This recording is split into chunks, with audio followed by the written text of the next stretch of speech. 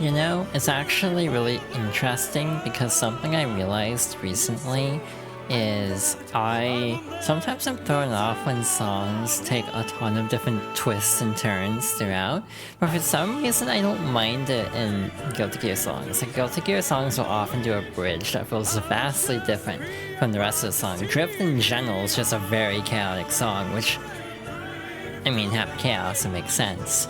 But again, it's weird that it doesn't bother me with Guilty Gear the way it does with like K-pop. Maybe because with Guilty Gear, these are like big-ass anthems. Oh hey, I set the timer, so I'll automatically post the YouTube link. We'll see how that works. But anyway, as I was saying, it's like, in K-pop, when the song is only 3 minutes, it feels like a suite of songs crammed into 3 minutes. It doesn't feel great. But I guess with Guilty Gear, when most songs are like 5 to 6 minutes, it doesn't feel as bad to me that a song is gonna just take all sorts of twists and turns and everything. But maybe that's just me and my Guilty Gear pilled brain liking this music. Anyway, that was quite a tangent. Hello. Hope everyone's doing okay today. We are going to get started with the Pit of 100 Trials. Yippee! I am concerned about how this is going to go. Okie dokie. So, we did talk to Pinty last time, I'm pretty sure. Dad, did you find my dad? Not yet then. I know he didn't go all the way down. I mean, he'd never make it. Please help my dad. Wow, so much faith in his father. Anyway, let's hop on in. So, as the name implies, the Pit of 100 Trials is a pit of 100 floors where we have to fight enemies. So, this is actually a very lucky pattern. From what I gather, it can actually cycle several different patterns per floor, so you won't always see the same enemies every time. But we only have one Galoomba this time, which is not a bad way to start. That's a Galoomba, like Stark Damn Places. Max HP is 7, attack is 3, and defense is 0. Stronger than normal Goombas. Goombas, be careful. That's not a healthy color for a Goomba, but it doesn't mean it's sick or anything. So don't show any mercy. Wow, we almost one-shot it, cool. But also, hi Rex, hi Mario, I am alright, I suppose. I'm doing pretty okay today, all things considered. We are not going to get many star points for a little bit, but by the time we get to the end, we will probably be rolling in star points. We also have a lot of badges equipped, and by that I mean barely any, but this should make our lives a little bit easier if we don't have to worry as much about FP compared to otherwise. So having a Spinia and a Galoomba is kind of anticlimactic a little bit. I could have done a spin jump really, because again, we'll get the FP back, more likely than not. But this is going to be kind of a chill stream, weirdly enough, despite having 100 enemies to fight through in theory. This shouldn't actually be too bad. The main thing is the latter floors will be very difficult, and I will actually not be able to just force my way through everything. However, for the early floors, I can just kind of chill. I'm just gonna be vibing for, like, the first 50 floors or so. Like, that's not even an exaggeration. I don't think this is gonna give me too much trouble at the start. I'm pretty sure I did equip the spike jump badge last time, too. Only one way to find out, I suppose. Let's just test it and see if we get stabbed in the foot. Okay, we're fine. Neat. Also, we get like 10 coins. We get a coin bonus per floor now, so that's new. It's something I have mixed feelings on, because on one hand, money is nice. Won't say no to money. On the other hand, there's the problem of the animation for that's gonna slow down the game. Pacing a lot more. It'll just mean we have to sit through the little, you got 10 coins, or however many coins animation, like every floor. Oh hi, this is a mover. Hey, what's up? I'm a mover. I know a few things about getting through this dungeon. For a few coins I can move you where you want to go. Where do you want to go? Where do you want to go? Okay, first of all, what floor are we on? 4? So let's go down 5 floors. Again, I don't want to skip floor 10, so that's why I double checked. This is luck based. Alright, close your eyes. My secret paths are secret. Don't open your eyes at all. So this will warp us ahead. We do need to make sure we don't skip floor 18, because that is where Pine Tea Senior is. So we definitely don't want to accidentally go too far. But, you know, and also every 10th floor will have items, so I don't want to miss it. Because some of the badges are, 1, needed if you want 100% the game, and 2, are just good badges, so I'd like to have them. There's actually a good point that I want to raise. At some point, I think I might do the recipes off stream.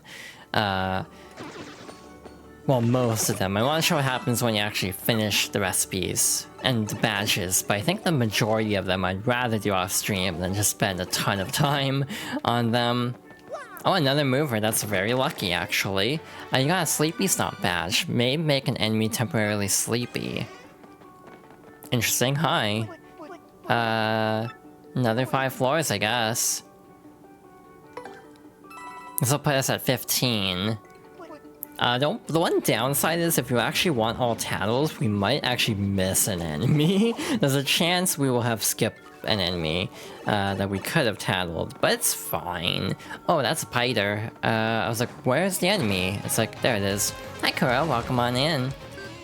You do spy a fox. Again, this will be a pretty chill stream. Pretty low-key of just like going through this. What floor am I on? 15. I've gotten 2 movers back to back. So we were actually very far along already.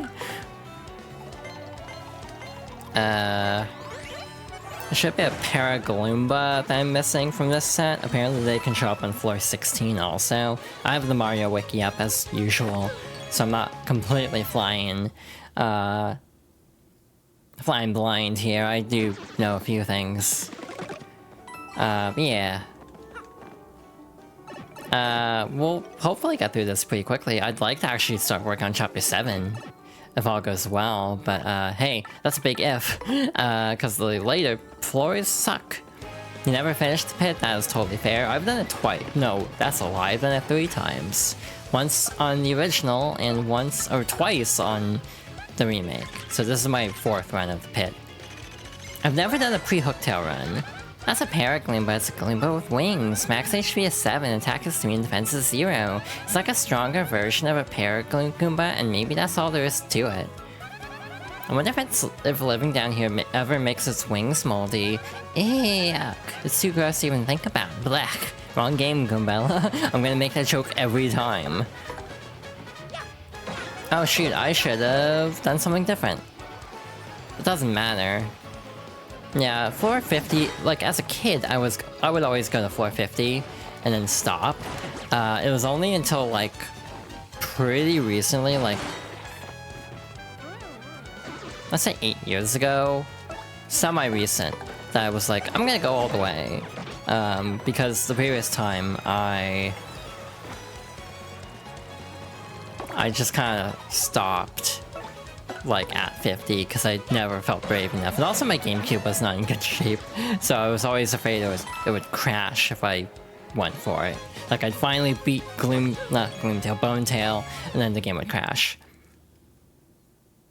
Yeah, the power bounce timing is interesting because the frame window of the power bounce basically changes every power bounce.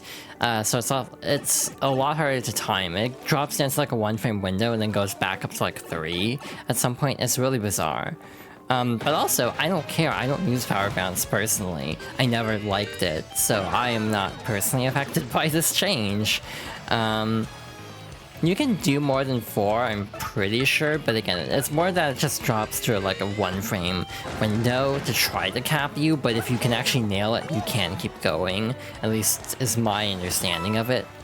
But again, as someone who never liked power bounce to begin with, it's like, it doesn't affect me.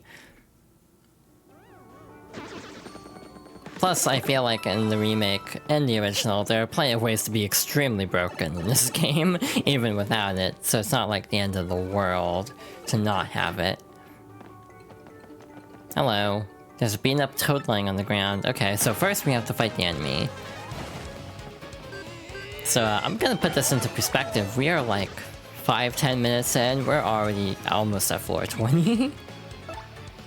Like, that's a very good start. I could also go from even more movers, to be honest, because if we just get a lot of movers, this will be quick and easy. However, I know my luck, so I don't think we can count on the movers, unfortunately.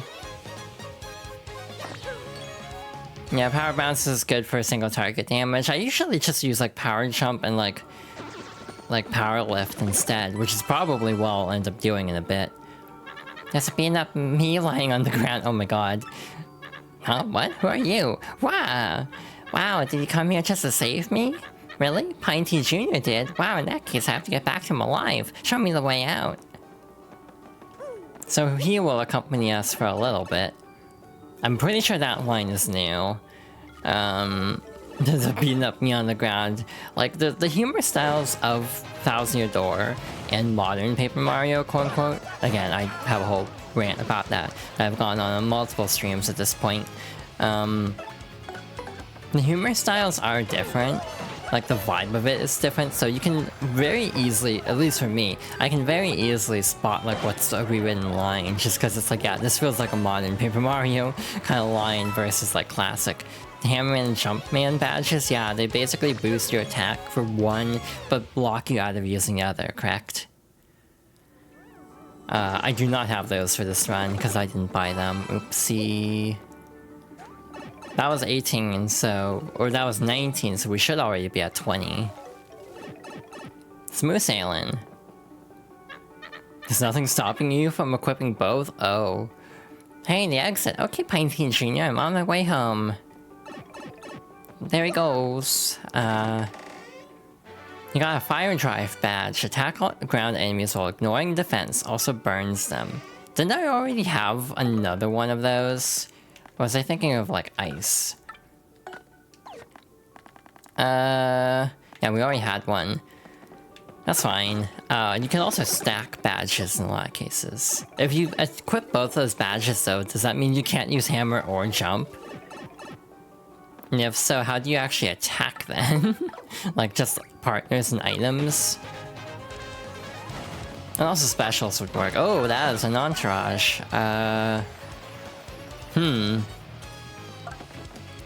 Interesting. That is a lot of enemies that are going to be interesting to fight all at once. That's a spiky Kalumba. It's a spiky Goomba that likes dark places. Max HP is 7, attack is 4, and defense is 0. Its attack is pretty high, huh? I'm sure you know this, but try not to jump on the spike. I wonder if I'd look like that if I stayed down here long enough. I'd rather not think about that. Are there tanning salons in Rogueport? Oh my god.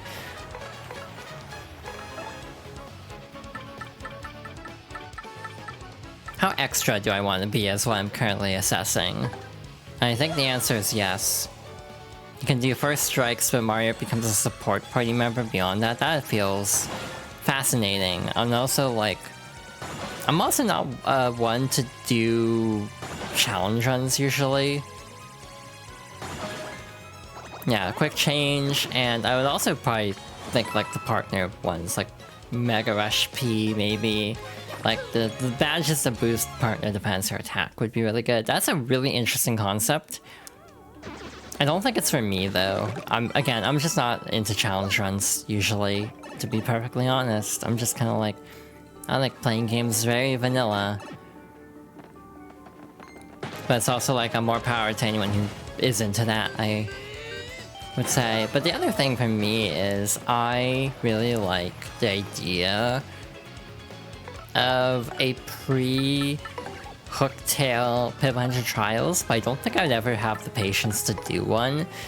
For the stream playthrough, I actually kept a backup file of my save before fighting Hooktail, because that's where we ended the first stream, was right before Hooktail. So hypothetically, I could do that. I could attempt a pre-Hooktail Pip 100 Trials. The question is, do I want to? Because that sounds like a lot of work. And also, I'd have to be really good at super guarding, which I'm not for this version. So, that's the other wrinkle with that. Hi, Chibi. Thank you for the head pat and the hydration check. I'll get on that momentarily. Again, this will be an interesting stream from the perspective of I can just kind of vibe. I don't have to worry about a ton of dialogue beyond titles, badges, and that's about it. Ooh, that just kind of cooked the bob-bombs there. So yeah, I can just kind of talk about whatever. I don't need to really stay on topic very much. Which I like. I like being able to yap a little bit. I don't have a lot to yap about, to be fair. You can't really start until after chapter 1. Yeah, because you also need, Oh yeah, that's true. You wouldn't even have quick change at that point. You could just defend with Mario until after getting those badges, I suppose. Hi Aiden, welcome on in. Thank you for the hug and the head pat. Hope you're doing well. Ay. That's just kind of what that made me think of. In terms of games I would do a challenge run for, basically all I've ever done is like Zelda. 3 heart runs. That is like the extent of my ability to want to do challenges, to be honest. I have done a 3 heart run of a couple games, mainly Majora and Wind Waker. I am planning on streaming Wind Waker. I need to actually double check when I would have actually played the game. That sounds really bad. I don't remember when I played the game, but it's true. But the thing is, hypothetically speaking, I'm actually tempted to do a 3 heart run for the reason of it will make the stream significantly shorter to do a 3 heart run from not collecting everything. And given that, like, Wind Waker would be immediately following, like, Super Paper Mario and a lot of other really long games, this is a really long game. We're on stream 9 of this. My theory was this was going to take about 15 streams, and I don't think that's off. Again, the one thing I am weighing is potentially doing,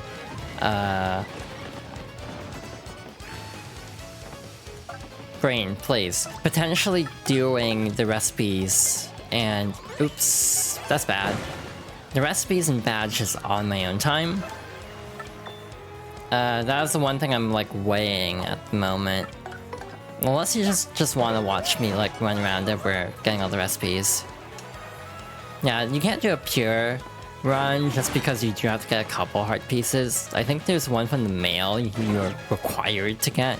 And there's also one from... I think the teacher that you have to get to continue on with the Joy Pendant quest. Beyond that, I think you can do a 3 heart run. But again, you don't ever go up to 4 hearts, so... I count it. Yeah, 100% Wind Waker would make the stream series take a lot longer, I'll say that much. And by 100%, I wouldn't also mean everything. It wouldn't be a true 100%, because I am not doing the Nintendo Gallery. I'm just not. Like, I've done it once, never again, because that takes so long. You did through the Savage Labyrinth. That's not a bad idea from the perspective of if I changed my mind partway. Like, if I beat the game and then decide, now that we're done with the game, let's go back and collect everything we're missing. If I did that, then it would actually be good to get that heart piece, so I wouldn't have to go through the Savage Labyrinth twice. The other thing is, Majora's Mask is a weird game for that, because in my opinion, Majora's Mask is a game that thrives on its side content. That being said, the one benefit of Majora's Mask in that regard is, to be honest, most of the side content doesn't reward heart pieces. A large portion of it is masks. Like, in terms of things that you actually wouldn't be able to do in a 3 heart run, it's a pretty small list, actually. There's the, what's it called? There's a couple of mini-games. A lot of mini-games give pieces of heart, and a lot of them are just scattered about. But there's, like, helping the seahorses, that would give a piece of heart. HD doesn't have a heart piece? I'm trying to remember. I know they did actually, yeah, swap that. I think in the original, in HD, I could have sworn the mask that allows you to see enemy health pools was hidden in the Savage Labyrinth in one version or the other. I don't remember which was which, to be honest. But I could have sworn that was the case.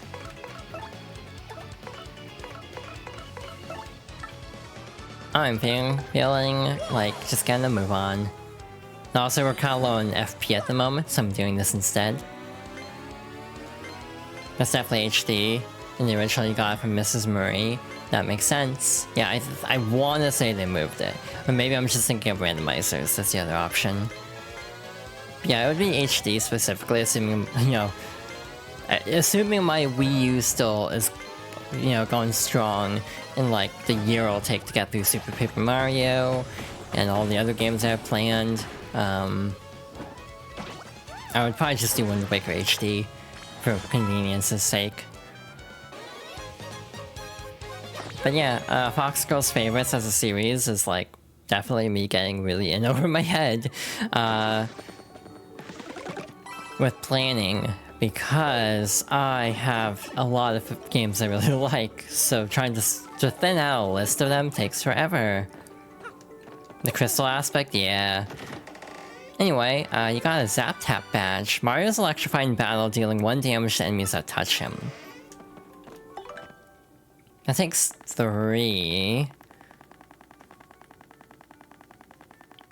I don't know what I would want to drop in favor of it, is the only problem. Probably those two. But I actually do kind of want this going forward, because that was very helpful. Yeah, we're under half an hour in, and we're already at floor 30. That's a good start. Will it slow down? Absolutely, because this game is mean. Speaking of which, this is an interesting enemy arrangement. And also it'll slow down, because we'll have more enemies to actually tattle going forward. Because there's probably like a paratrooper version of these two. That's a dark Koopa. It lives in dark places that the light never reaches. Max HP is 4, attack is 4. Max HP is 8, attack is 4, and defense is 2. It's a bit tougher than regular Koopa, so you won't be able to beat it easily. But it does have the same weakness as a regular Koopa. Flip it over and it's helpless. Why do you think it needs sunglasses down here anyway? What's the point? So it's worth mentioning that these are actually a little bit weaker than the Shell Shockers from the pit. Because those can actually attack while they're flipped over, these can't. So, statistically speaking, these are actually more scary, or less scary. Yeah, there were a lot of gift subs last week, to be honest. I've never had that many gift subs before. We're almost at 30 subs concurrently, which I never thought would happen, to be honest. We're at like 29. Again, part of me wanted to set goals for things, but like... realistically, I don't even know what I'd set as a goal for like subs. And also, for like a follower, we'd have a follower goal because 100. We'd have 2 sub goals because 10 and 20. Potentially a third one, depending on if we get another like couple subs by then. So that'd be like 5 promised games. I don't know if, or like 4 promised games. And then we also got to $100, which also was kind of like intended to be a goal originally. So like, there's the weird feeling I'm having of, I'm kind of glad I didn't officially declare it like a donathon / subathon, just because I would be inundated in goals at the moment. I don't know if that makes sense, or if that's like a weird way of looking at it, but that is how I'm looking at it right now, where it's like, wow, I could have been like swamped in projects if I had just made more promises and not actually held back for once in my life.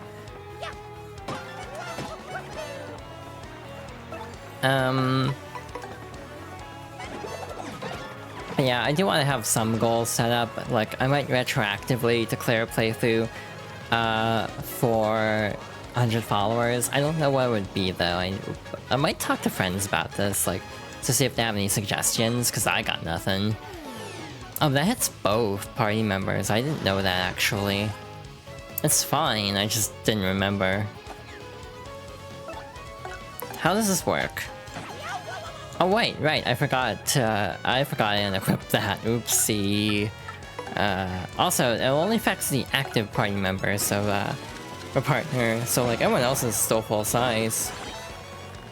Which is nice. Bobby can still deal full damage. Owie, that did 8 damage. I don't like that very much. Huh. I don't know how much this will do. Just enough. Wow, that looks wonky because the hitbox is still kind of in the same place, even though Mario's small. Damn. Oh wait, never mind, we are at 69. Nice. I don't even know why that's a meme, to be honest. Why people say nice. Flower Finder really isn't putting in work at this point. We're getting like 1 FP back per fight. It's not really great, to be honest. And also, to be blunt, I kind of expected this kind of vibe from the pit. Like, the first, like, few dozen floors would go relatively quickly, and then our pace is gonna bog down. Like, I fully expect our pace is going to bog down. So yeah, savor these quick fights while they last, because they're not going to last. But yeah, I have ideas, and part of me has considered doing a donathon in October. Either September or October would work, because in September I have a streaming anniversary. That'd be September 9. In October I have the affiliate anniversary, which is October 6. Twitch says October 7, which is the day after I actually got accepted though, so we'd go with the whole, it'd be the whole week in either case. Like, September 9 is a Tuesday. I would just make that like an anniversary week of streams and do like special things. That's probably the reason I want to get 3000 Year Door before then, to clear a slate for that.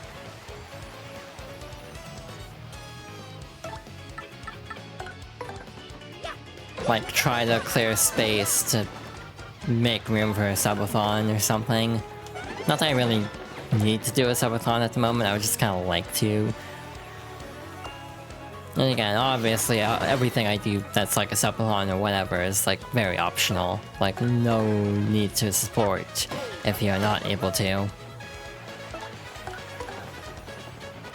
We have a pair of enemies, or a set of enemies on these floors that Vivian is not really well equipped for, so that's why, as much as I love Vivian, we're not really seeing her here.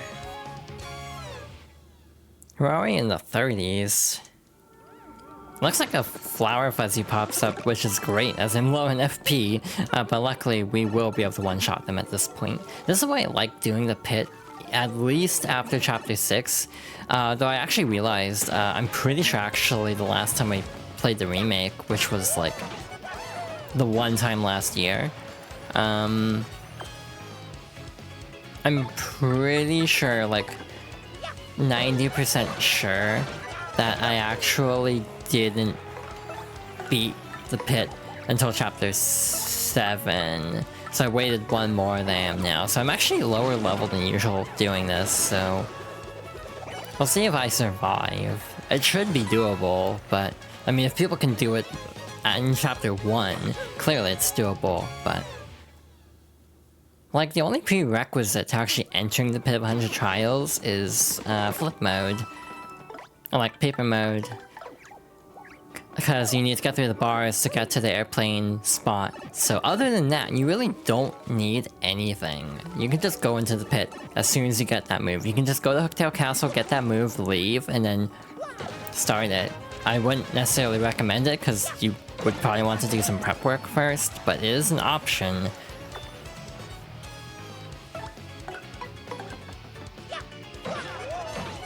It's very interesting, actually, trying to do planning for things, because it's like, part of it's an issue of trying to gauge what people would like to see me do, is the other interesting conundrum of attempting like a subathon or a donathon. It's like coming up with like both games that people would want to donate to incentives for, or for incentives to. I don't know if the order was correct there, but conversely, also coming up with things to actually set up as like long-term goals to be like, oh hey, if we meet this threshold, that'll do like an extra playthrough of this other thing.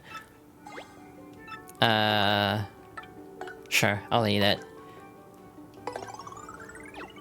Not that I really want a gradual mushroom, but sure.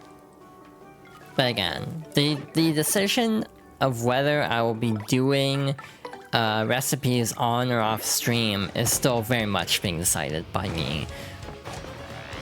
I might ask friends, like, would you want to see me do this? Kind of a thing. Because, like, I don't know how interesting it'll be to watch me just going back and forth making all the recipes, because there's like 50. So, like, would that be fun? I don't know. I mean, it would just be an opportunity for me to vibe, if nothing else. Just kinda chillin'.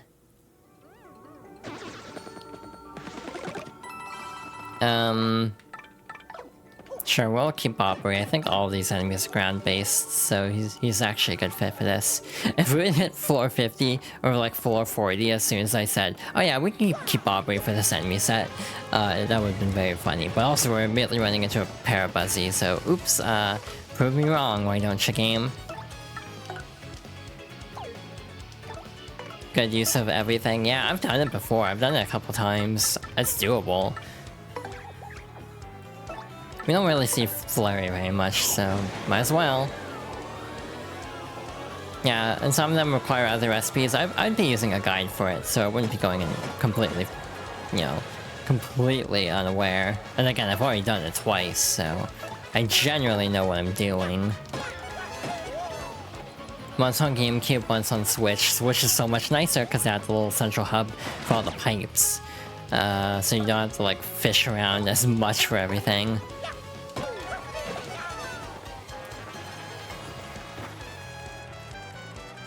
But again, I might just do that on my own time. I would like to show what happens when you get all the recipes though, because they do add some little things for like actually clearing all, like getting every recipe, getting every badge, getting every tattle, and one more thing I'm forgetting. Probably like the post-game bosses. Actually, now that I think about it, for 100% completion, I don't know if that counts the redo of the Glitz Pit also. Also, by the way, this is an unusual stream. Normally I like alternating for variety's sake.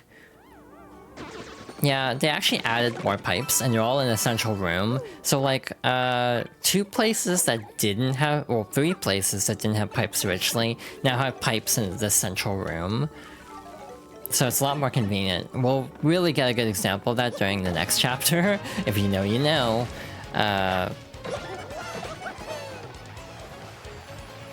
Because there's something very notorious coming up very soon. Glitzville, Twilight Town, and Chapter 7's town, which we haven't seen yet in this playthrough, are like they don't have their own warp pipes in the original. Partly because their like travel spots are located in Rogueport, so it's like probably just seen as a redundancy. But I'll be real, getting to and fro the Chapter 7 town sucks. Like getting there is awful. So like I like having a pipe directly through town because it's awful getting there. And yeah, instead of having 2 separate rooms, they're all in one big central room now, so that's also very convenient.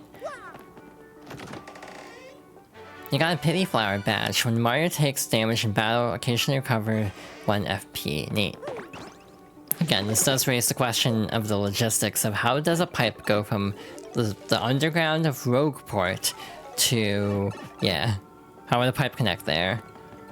The answer is don't worry about it. It's just a show. I should really just relax. Oh, that's a bulky Bob-omb. That's not my favorite thing in the world to see. This is probably overkill. But sure, why not? Nope, that was actually just right on target. Cool. It's almost like I played this game a lot and know what I'm doing.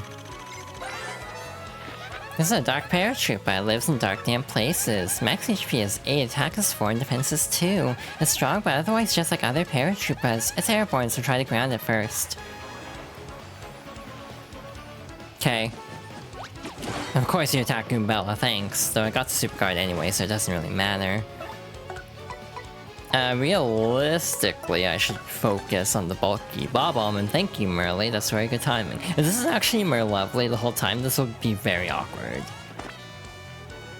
Because I always confuse the names of Merly and Merlovely. Aw, you lost files? That sucks. That happens though with projects like that, just like losing files. It's probably the reason why I back up things meticulously. Probably too many places, to be honest. Or more places than I really need to. Like a lot of my streaming files, because I've lost them on at least one occasion by my own mistake. I once tried wiping a hard drive to see if it would speed it up, and it had all my VTuber files. I ended up having to remake it. Also, one of the assets I used went up in price. It was like a free thing until like for like a month, and so I actually had to pay like 100 yen for it.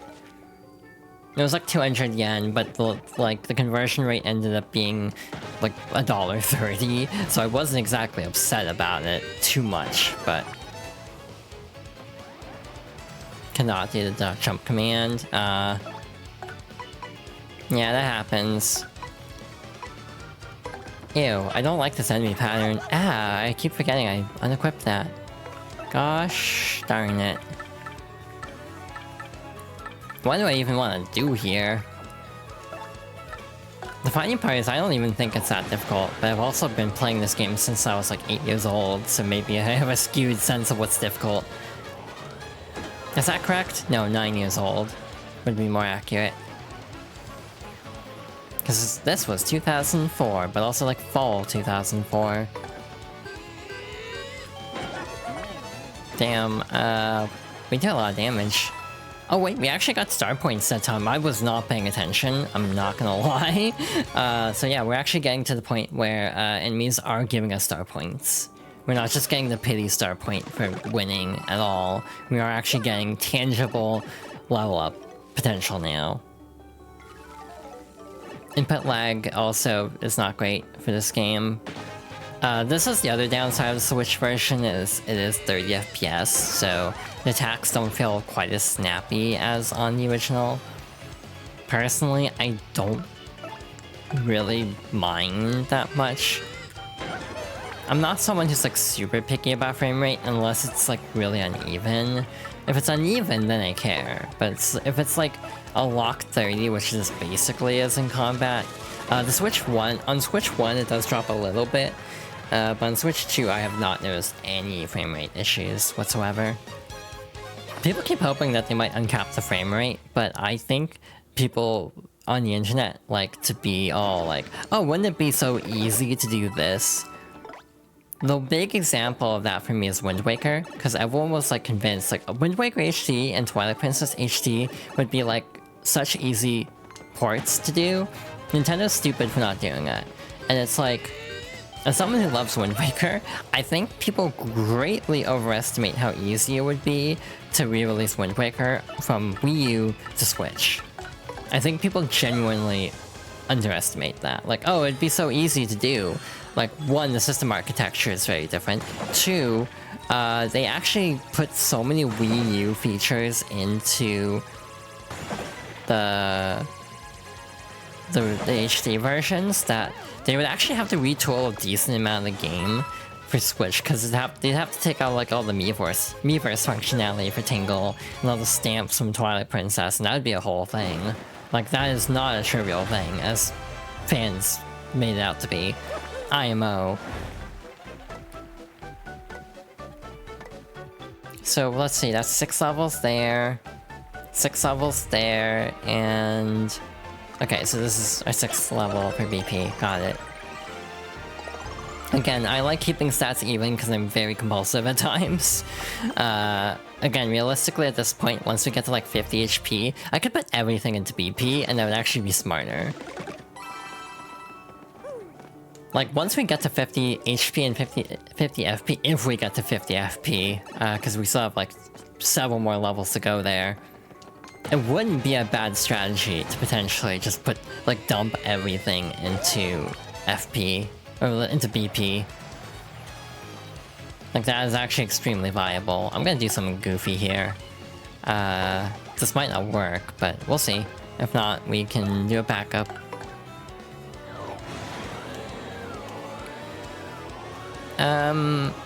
But yeah, in general, with the concept of re-releases, I think people do generally grossly underestimate how much work it would take to re-release games in a lot of cases. Yeah. Like Xenoblade X was a game that they kind of shot down initially as like... When Xenoblade Definitive came out, I'm pretty sure everyone's like, okay, so X is next, right? And they're like, X would be a lot of work to actually put on Switch, and they did it eventually. But I mean, there was a 5-year gap between 1 Definitive and X Definitive, and so, yeah. Again, people being like, oh, it'd be so easy and they'd make so much money. It's like, I don't think that's even true. I think people grossly overestimate the appeal of Xenoblade X, as much as I do enjoy that game to some extent. I need to give it a fair shake, though, because I didn't understand the combat at all, story of my life. Well, you'll hear that story a lot with Xenoblade specifically, of I didn't understand the combat in this game until much later.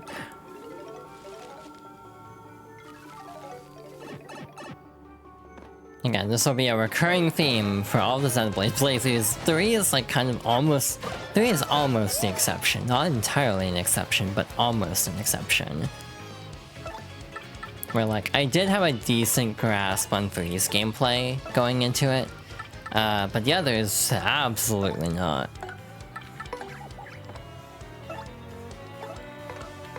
Again, I've talked about this before, but there's also a little bit of menu stutter too. Not stutter in the traditional sense. Yeah, relatively quick turnaround. Wasn't that like a 3-year gap, actually? And also it was a different team. To my understanding. Because Pikmin 3 Deluxe was done by Ating, and Pikmin 1 and 2 on Switch were parts of the Wii version. And typically, Wii ports and just emulation in general has been handled by a company called NERD, or Nintendo, like Nintendo European Research and Development or something. I don't know if that's actually it, but it's an acronym. Like that was, they did 3D All-Stars, and I think they did Pikmin 1 and 2. So it's like different teams. It's like if they just put out Metroid Prime 2 and 3 on Switch, as is, relatively, kind of like with Pikmin 1 and 2, I wouldn't be, like, super upset just to have them, but, like, I also would lament, like, that they don't look as pretty as, you know, Metroid Prime HD. I need to actually give that game a fair shake, now that I think about it. Because I own it, because it was super rare for a bit, so I made sure to buy it, but I didn't actually end up putting any time into it. What the hell do I want to do here? That's a lot of bulky bombs. I think Koops is actually our best bet here. Which is not something I can say very often, because I feel like Koops' damage output and low health pool does make him a little bit risky for some fights. Mind you, he does have 1 defense, so that makes up for his low HP. But in general, I don't find Koops to be the best in battle, which makes sense. He's not really a fighter. That's kind of his whole arc, is not being a fighter. So yeah, in general, I kind of am like... I feel like if Wii games do end up coming out on Switch at some point, they're gonna continue the current pattern of just doing like $10 to $20 digital releases. You're talking about things that have to restructure for bringing Wind Waker and Twilight Princess to the Switch, yeah. Because again, there's a lot of Miiverse implementation to both games. And I think it would actually be a decent chunk of work to actually take all that out. Because like oh yeah, Metroid Prime 3 also. I think they already got rid of that, and I think they changed that for Trilogy as is. Don't quote me on that, because I'm not like completely bursting. Oh, they didn't? Okay. I could have sworn they did something different with that, but I guess not.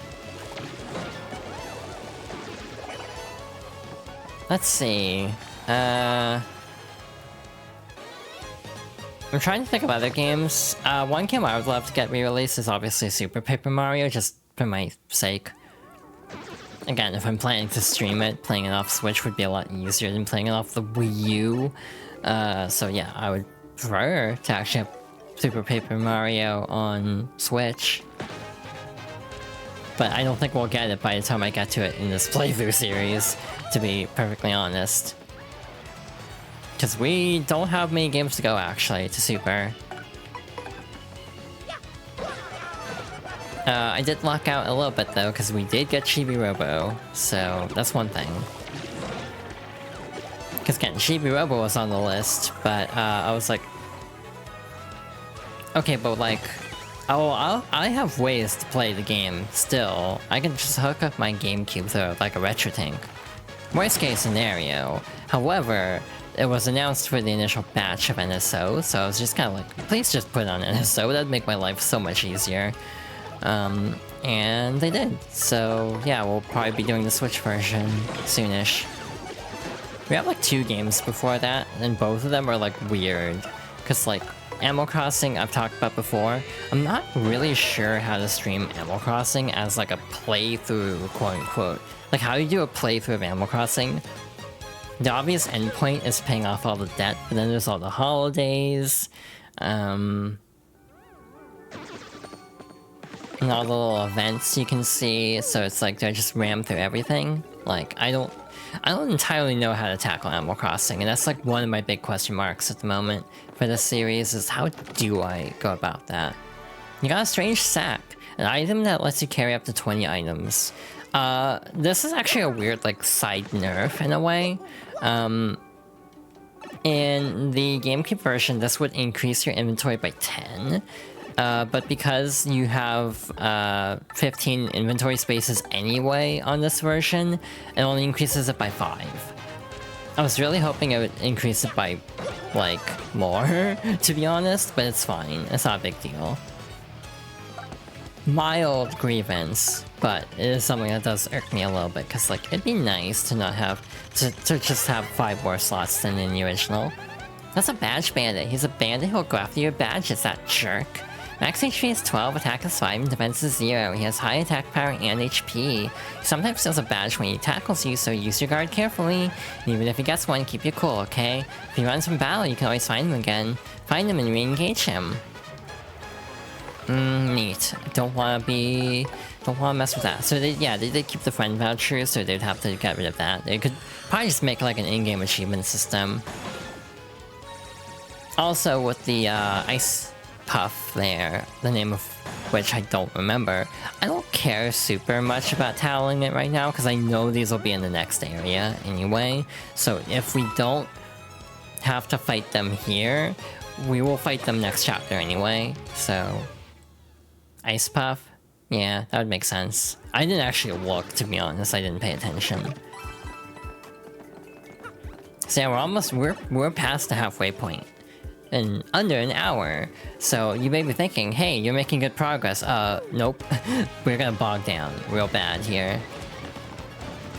I mean, these are chapter 7 enemies, to put things in perspective here. So, yeah, we're gonna have a lot more work ahead of us. That's an ice puff. It's a mean snow cloud that appears in cold areas. Max HP is 9, attack is 4, and defense is 0. It swoops down and uses cold breath to attack. Trust me, it's not refreshing. That cold breath can freeze us, so try to avoid it. Also, if we touch it when it's storing cold energy, we'll get hurt. Isn't that super weak? And it gets worse, so absorb any ice attacks we throw at it. They're vulnerable to fire, so let's try that maybe. Yeah, the Dark Koopas and Goombas are definitely exclusive. And hey, there's this, the new... I've been very bad at showing off specials, to be honest. Hey, let's see if I can do this on Switch layout, because I see green, and my brain immediately goes to GameCube A. Like, not even kidding. So, cool. I had to really stop and think more than I usually would. I mean, 3 out of 4 isn't bad there. The only problem is, what the hell do we do against it now? This isn't gonna finish it off. It's gonna get close, but not quite. Mario's gonna take 3 damage, but does this actually deal 3 damage? Okay, it just hurts us. Cool. Owie. That's fine. We're almost done with this fight anyway. It's also a green on Xbox. That's also true. Neat. Oh hey, finally. Again, it took the entire playthrough up to this point to actually get this. The colors are the Super Famicom controller colors. So they've actually been using that for games lately. It's kind of like people thought the Switch 2 would have colored buttons again, just because Paper Mario and Super Mario RPG both used Famicom button colors. That didn't prove to be anything. That's a Dark Boo. We already fought a crap ton of them in the Sanctum. I did not do the stylish command. The other problem I have is I just burn through FP. Like, I'm not smart about saving FP at all. So, I just kind of just speed through everything. It's like, that's probably not a good plan. Neat. We're almost to another level up and we're barely there. Almost like Dreamcast colors. I guess it'd be the other way around. Like off-brand Dreamcast colors, or off-brand SNES colors, or Super Famicom colors would be Dreamcast. Yeah, and everyone always having to adapt around what the other companies are doing is like the most frustrating thing to me. That's a red chomp. We fought one in the Glitz Pit. That was very dumb on my part. I don't know why I stood so close to it. But that works. Oh hi, that's a rock.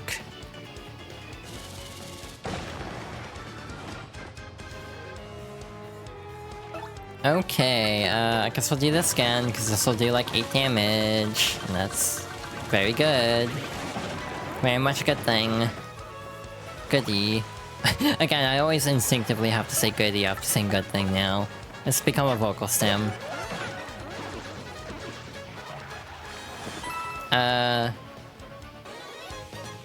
Yeah, we're getting close again. Red A, so yeah, kind of like PS5. Not PS5, well, Xbox and Nintendo. It's like the colors are just flipped slightly. It's like Xbox has a yellow Y. Alright, I need to do math now. So, if we do 5 levels, we'll just immediately drop down to floor 60, I guess, right? However, will we miss any enemies by doing that? Apparently the only other enemy that can appear is the Moon Cleft, and that appears on floor 55. So, like, we won't be getting any new enemies anyway. The one potential benefit of doing all 5 fights here would be we would get more XP out of it. We'd get more star points, but we're also taking more damage in the meantime, so it's kind of a risk versus reward. For me, I'd rather save my resources now. You got a double dip badge. Lets Mario use up to 2 items in a row during battle. Hi, Charlieton. Hey, yo, I've got all the hottest new products right here. Look no further. I can actually hold these. I forgot that I got the Strange Sack. Now, the Moon Clefts we will be facing later anyway, so shrug. That's really overpriced. I'm done shopping my man too. That's too bad. Seriously, it's all hot. I mean, rare stuff. So stolen. And you never know when you're gonna wish you had some of this gear, man. Cool. Don't care. ZapTap really isn't working out for me very well with how I'm playing currently. Part of me wants to go with Power Plus instead.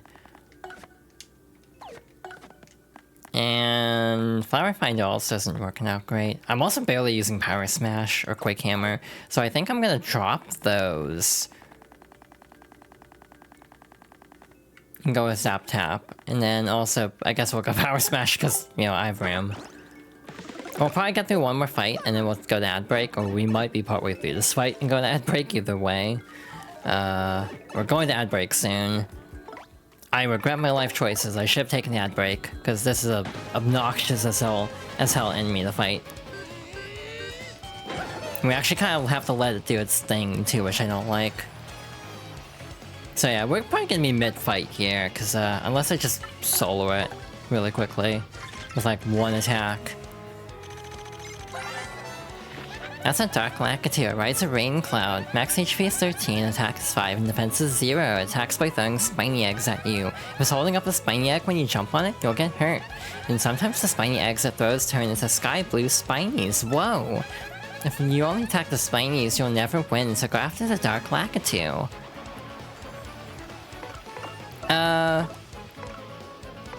I'm just gonna stop here. We'll finish this fight after the ad break, because I'm not doing this in 50 seconds. I have returned. We'll listen to the song next break, so I want to get right back into the game, because, again, Lord knows how long this particular challenge is going to take us. I went to the home menu, by the way, because I was afraid of getting bonked by a hammer while I was away. Welcome back. Aw, thank you, Aiden. You're so cute.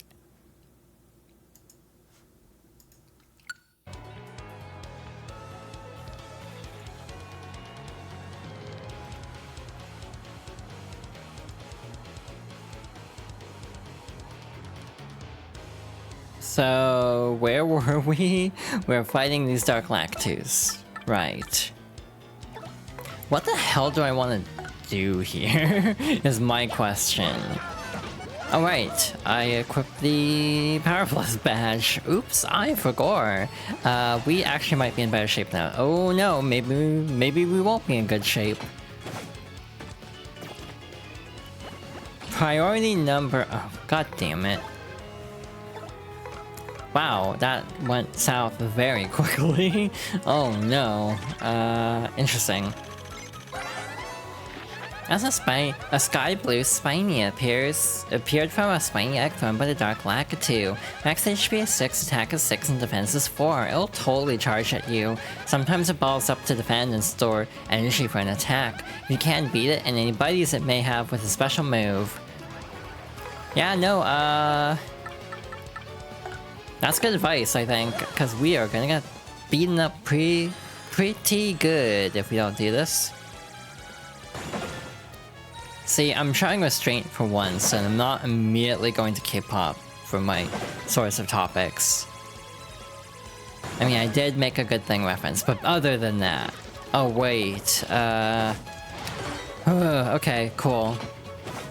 Ah. Oh, hi, Shivi. Thank you for the redeem. I guess I'm talking about K-pop now. What should I talk about, actually? Maybe I should take requests, and like, does anyone have a particular topic that they want me to talk about with K-pop specifically?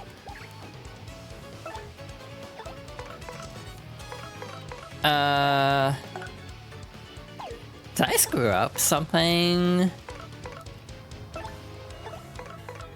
Or wait, am I losing my mind? No. Oh wait, I used the partner action already. Oops, why did I switch? I mean, ultimately this is gonna hurt like hell, but it's also, like, doable, so I'll just tank the hit. Okay, cool, we have an opening. So I guess one thing to talk about is apparently, like, I'm getting back into Kepler because Aiden is now into Kepler.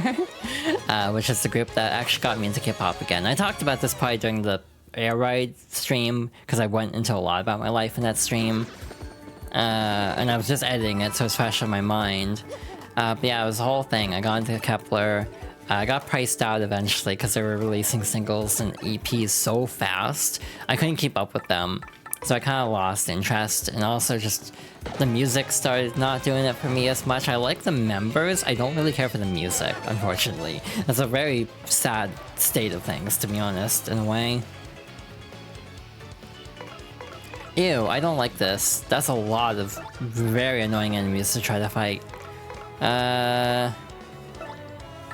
What the hell do I want to do here about this awful mess that we have found ourselves in? I guess Tattle, first things first. Also, something to note is some enemies will say etc. That means you can find them in other places. That's a Tribones. It's a former Koopa whose spirit animates its bones. Eek, that's so freaky! Max HP is 8, attack is 5, and defense is 2. When its HP goes down to 0, it collapses into a pile, but will eventually rise again. Fire and explosions will put a permanent end to it getting back up though. Tribones will sometimes build friends if it feels it's outnumbered. If you don't take them all out close together, they'll just keep coming back. Let's wipe them out all at once, and quick, these things totally freak me out. Well, shucks. What the hell do we do about this mess I found myself in? Because here's the thing, I think the body is going to be blocking the piranha plants. Unless I use fire. This is goofy, I'm gonna appeal, of all things. Wait, shoot, I should have done a showstopper. Oops. Sorry, Gumbella. You're gonna get a little bit, never mind. I could lock in. I could really lock in, okay. If it's the Ice Breath attack, I'm not gonna be able to do that. Or that, apparently. It's like, do I even want to tattle these, or do I just want to move on from my own health? That's a Frost Piranha. It's a cool customer with strong ice powers. Max HP is 10, attack is 5, and defense is 0. Its Frozen Breath attack can freeze us, so try to immobilize it first. It's weak against fire attacks too, so use them as well. That said, don't even think about using ice attacks, it'll absorb those.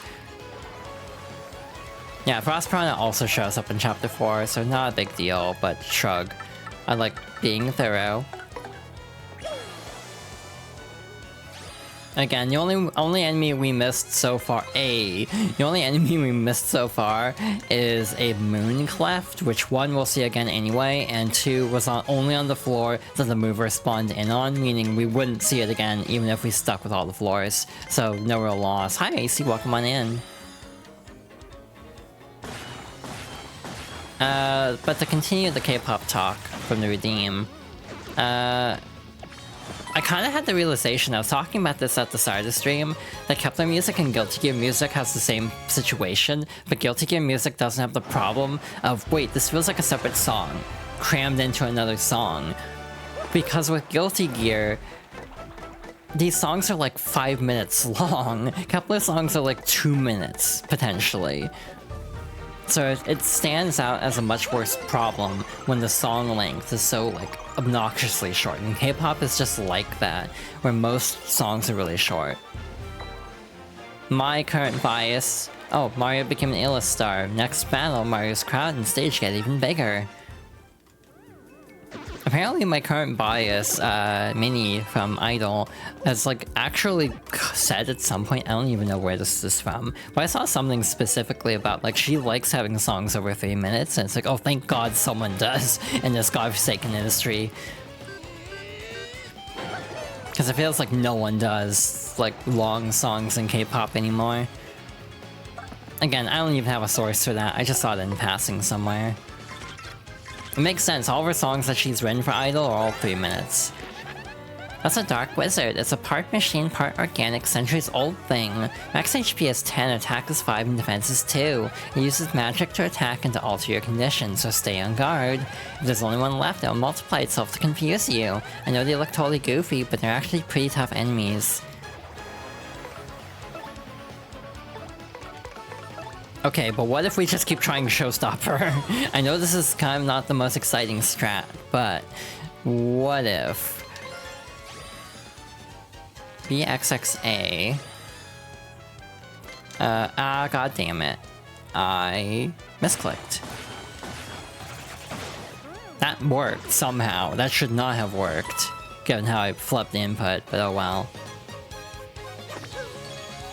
But yeah, Kepler's music is very interesting. Another interesting thing about Kepler is they're formed from a competition called Girls Planet 999. The gimmick of the show was they started with 33 members from Korea, Japan, and China.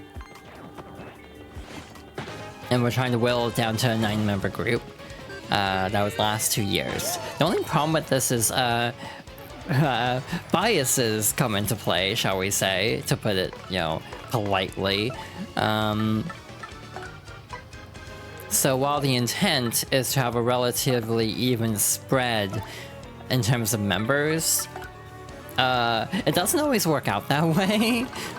So, like, there were mostly Korean members, there's 2 Japanese members and 1 Chinese member who barely made it in. Like, literally was, like, 9th voted. 9 of 9. So, like, yeah. I think one of the other Japanese members was 8th voted. So, like, this intent to have a more diverse group, quote-unquote, almost didn't even work. Because they almost just ended up with mostly Korean members anyway. Confusion is interesting because it basically makes them act on their own. Sometimes you can actually hurt yourself or like burn an item by just luck. So it really sucks to be confused. That's why whenever I see an enemy with ruin powder, I go after them right away. Because I don't want to deal with it. I want to say there's one more stage after this too. I can't remember if that's correct or not. So yeah, with Kepler, their first release was early 2022. Like January 2022. I was not aware of them at the time because, January 3rd, 2022 was not a good day for me, and I'm going to leave it at that.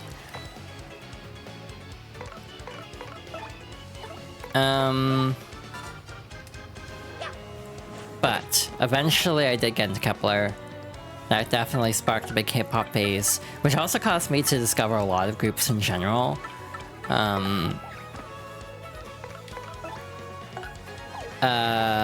Because I got into a phase where I would just watch all of the different performances they do.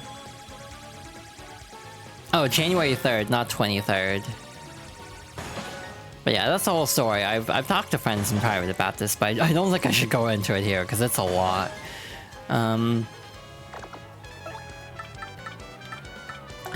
But the other thing is, with Kepler, is I got to the point where I started watching all the music shows they would be on whenever they drop a release.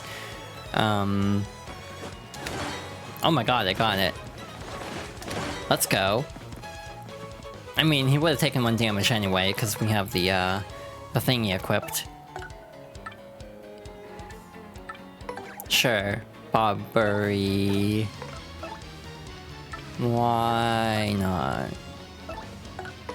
But also,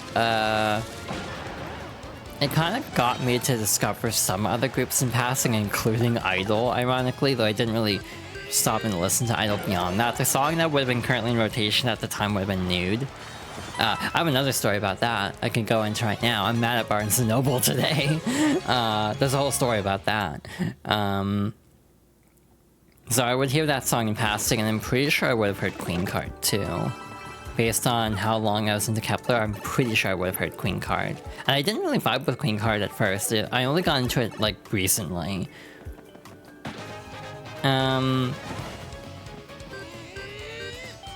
So yeah, I kind of did discover other groups by proxy through, like, watching all the different music shows that Kepler was, like, in. But yeah, I fell out eventually, just, you know, couldn't keep up with the ridiculous release schedules of K-pop albums, like dropping, like, new singles every, like, 2 months at a point with Kepler. It's just absurd, especially when you're having to import from Korea, and thus everything costs, like, $30 per EP. And it got to the point where, like, the last EP I actually bought, it's like, I only liked 1 song of it. The funny part is I went through it with Aiden a couple days ago, and I still came away with it being like, wow, I kind of only like the 1 song, still. Like, it's very tragic, actually. How much will a power smash do, actually? This could really hurt him. Bad. 9 damage, not bad. If this doesn't count as a spiked hit for, like, punching, because some enemies are spiked in a way that will hurt Vivian, I'm pretty sure. We should win this turn, is what I'm trying to say. Like, I would have heard Anti-Fragile, and I actually didn't really like Anti-Fragile. I've warmed up to it a little bit. I've warmed up to a lot of Kepler's music, but it was funny going through with Aiden being like, I still kind of don't like this song. I can tell why I fell out at this point. I like the members. And now they're down to 7. They just dropped a new EP like a week ago. I think it was the 19th. And I have only heard the one song. I like it, but it's also exhausting to me. I don't know why, but a lot of the music is so high energy, it wears me out to listen to it. And does that make sense? Like, I almost feel like it needs more of a break in the tempo, just a little bit for the bridge, just to give me a chance to breathe. But that's kind of my issue with Kepler music, is a lot of it's very exhausting. Very high energy, dancey kind of stuff. It's like in a group that was literally designed with strict member roles in mind. It almost feels like Kepler... Well, that's bad. Actually, no, that's fine. Well, that's actually not good. Direct attacks will be countered. What indirect attacks do we even have? When they say direct, also, do they count the hammer as a direct attack? Okay, hammer doesn't count. It's just like just jumping, which like we can't jump on him anyway, so shrug. Yeah, front spike enemies are bristles and pokies, yeah. Yeah, I think spinies also would count. And also, they're immune to fire anyway. But again, it's like, who are the members of Kepler? It used to be 9, so there's the leader and the co-leader. Eugene and Mashiro. Mashiro was my secondary bias, so she left because of like... She left to a different group that ironically also just released a new song from what I remember, because I saw them on stage when Kepler won for their current song.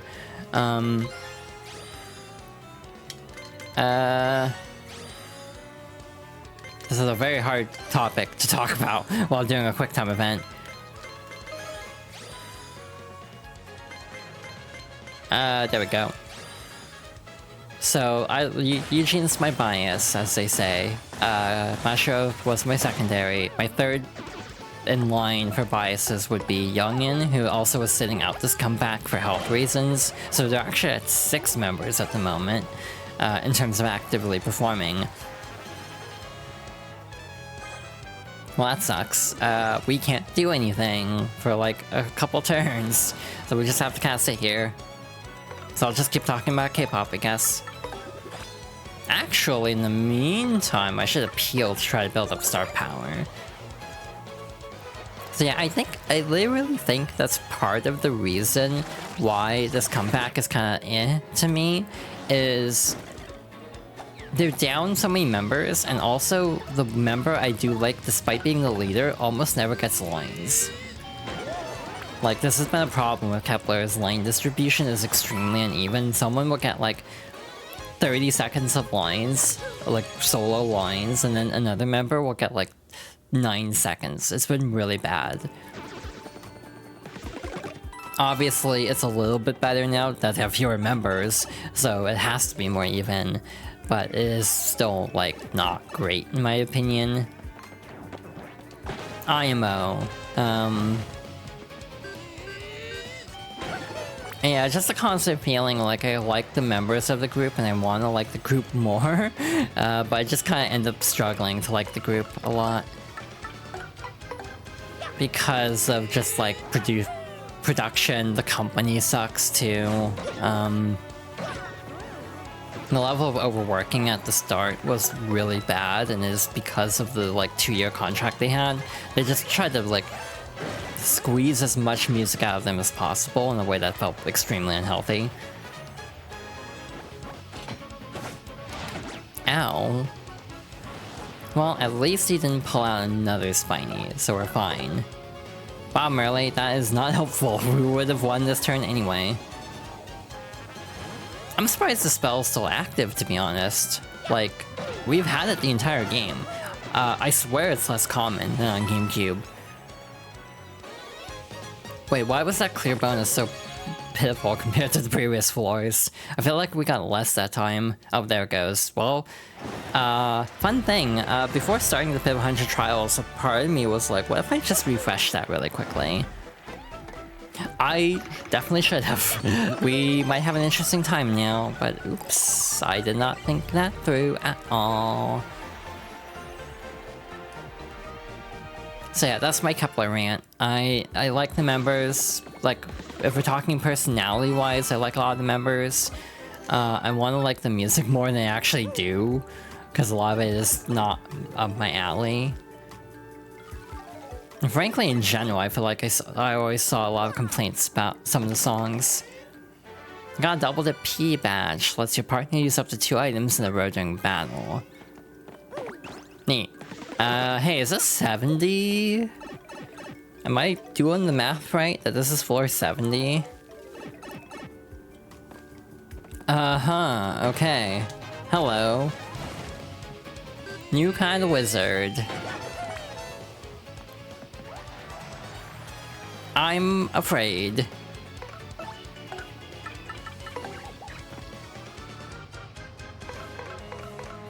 I'm like, I'm gonna prioritize tattling the wizard. The chain chomps we can tattle elsewhere. That's a wizard. It's a part machine, part organic, centuries-old thing. Max HP is 10, attack is 6, and defense is 3. It uses magic to attack, heal, and alter your condition, so stay on guard. Its defense is high, but we can totally take this thing. In a fight, right? This might do 5. I might have miscounted. Oh, nope, we're good. Cool. Oh good, stick a fork in them. They are done. The supercard timing for chain chomps and red chomps is the same. So hypothetically, I should be able to get this if I don't flub it like that. Like red chomps, these don't have much health, but have very high defense. Wow, I could have used that earlier game. Thanks. I really could have used that earlier game.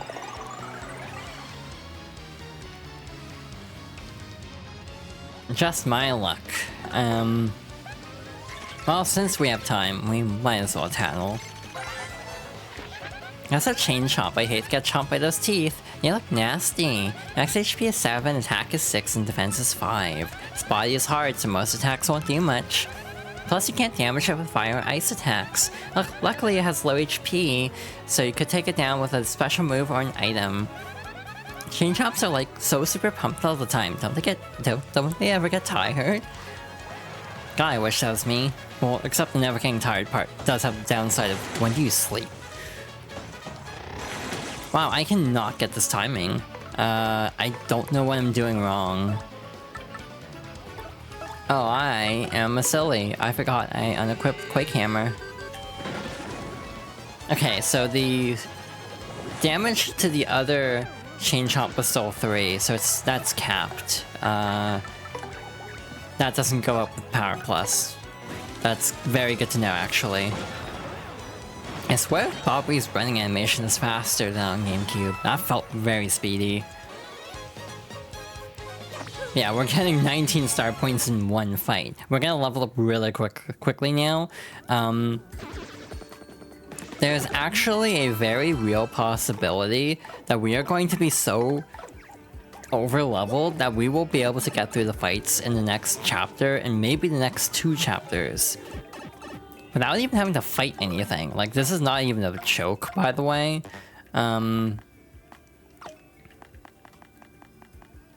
It might work out that we are able to get away with,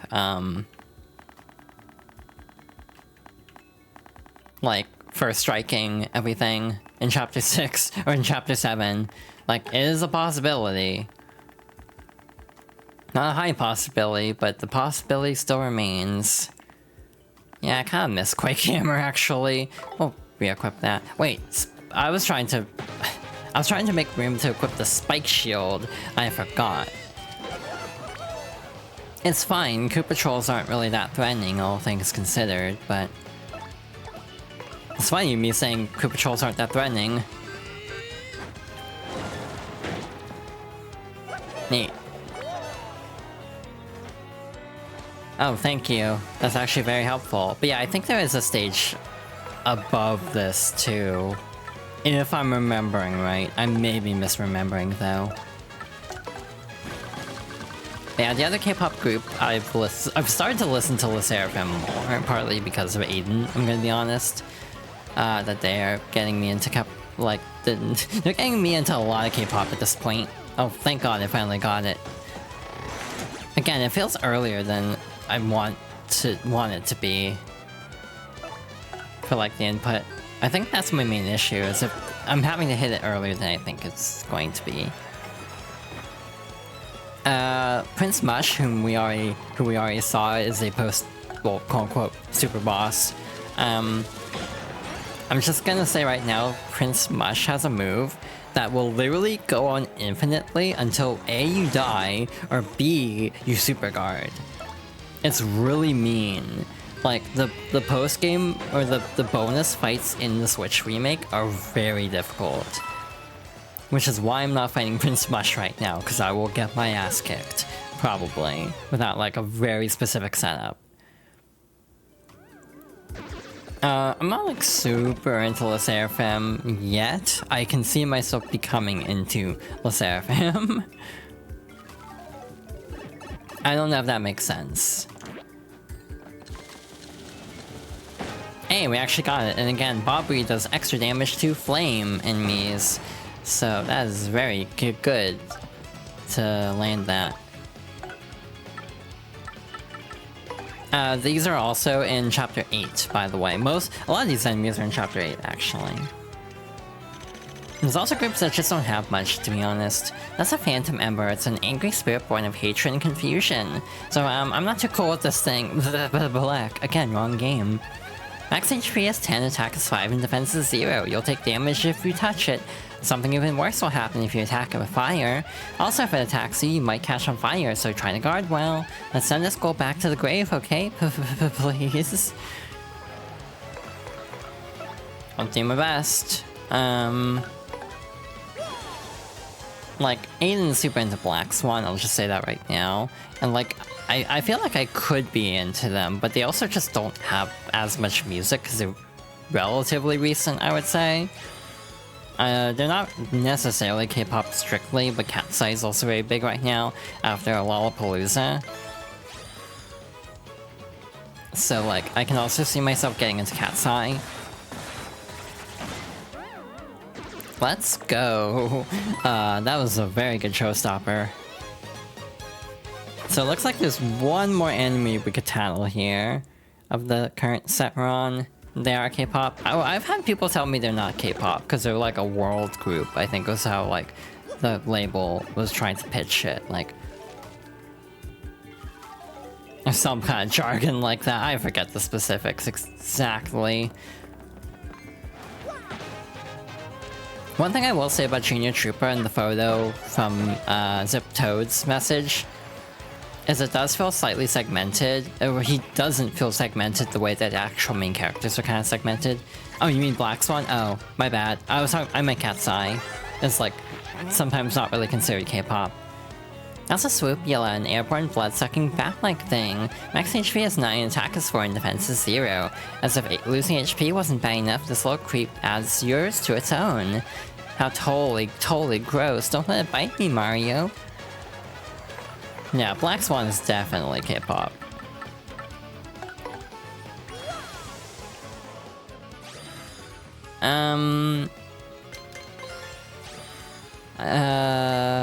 Again, trying to talk about this and doing very fast button inputs is not the easiest thing in the world to do. Especially on the Switch version where I'm like, wait, which button am I pressing? Every console has a blue X button, and they're all in different places. Well, shucks. Well, double shucks. That really sucks. I do not approve of that game.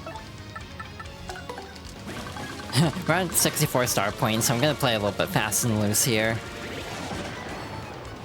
Eesh, that did not do much damage. This might be item time. Or close to it. Oh yeah, they can clone themselves, kind of like the Magikoopas. So that is something else to... Yikes, okay.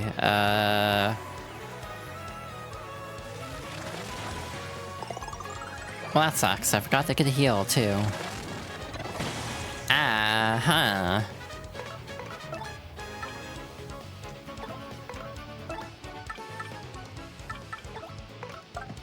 Like, do I burn another special on them? That almost feels like the play here. I'm trying to think of what other groups... I mean, I liked New Jeans before everything imploded. That's the whole thing.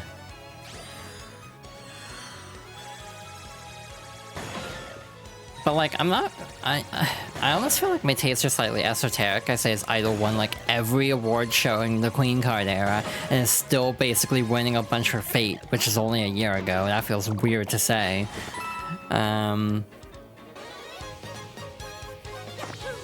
But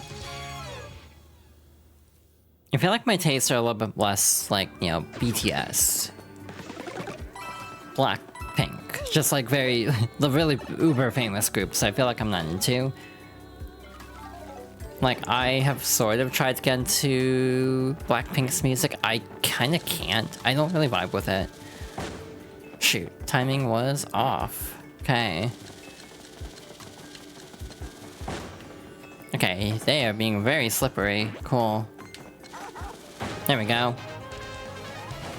And also because Aiden has a similar view of this, I think I'm also just like not experiencing the other groups as much by proxy. So that's also playing a role in this.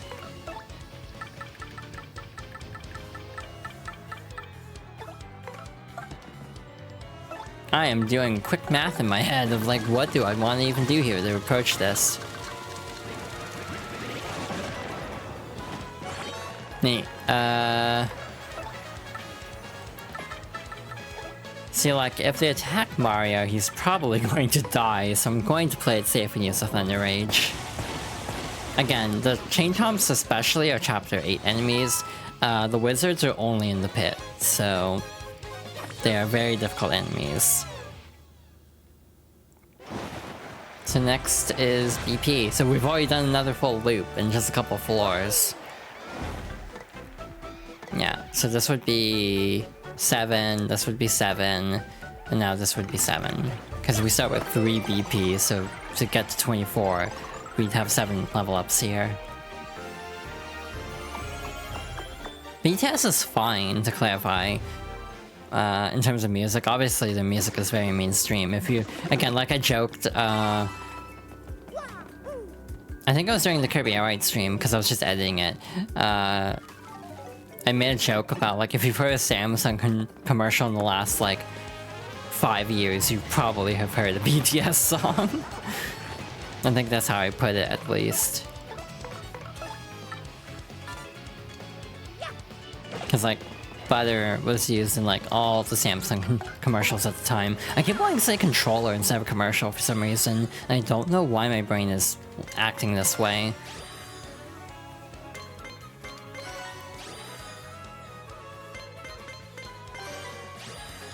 I'm also just kind of not into, like, boy groups anyway for K-pop. Like, I've never really been into, like, male artists as much as female artists for music for some reason. Wow, that was a really crappy showstopper.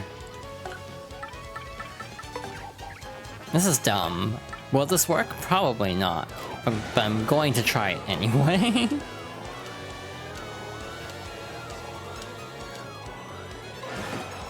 Well, we got the one that's worse, comparatively, so I'll take it. You were because gender? Hell yeah. Yeah. I mean, a lot of times it's not even in a sapphic way. Sometimes it's in a sapphic way, but not usually in a sapphic way. I'm sure Aiden is looking at me like press X to doubt right now.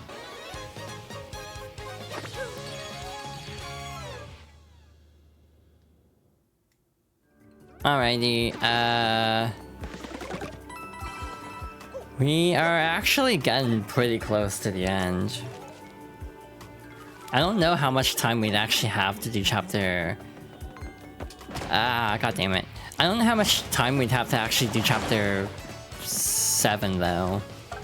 Like, we might be able to at least get to the town of chapter 7, but I don't see us getting, like, very deep into it, and also we'll have a lot of fights just getting to the town. So, well, dang it. The one I wanted to get blown away was the one that didn't get blown away. So you know what this calls for? A Quake Hammer. Because this will knock them off balance, and then they won't be able to do much against us.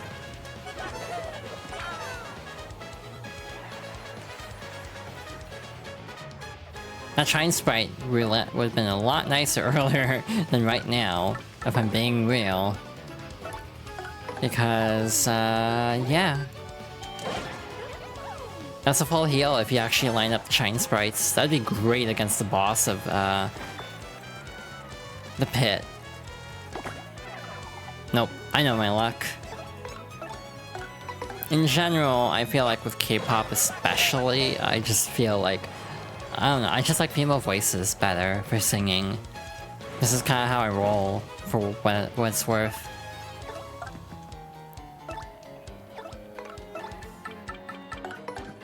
Don't know why it is that way, it just kinda is. It's always interesting what's gender to everyone. I find the topic very fascinating, obviously, for, like, extremely apparent reasons.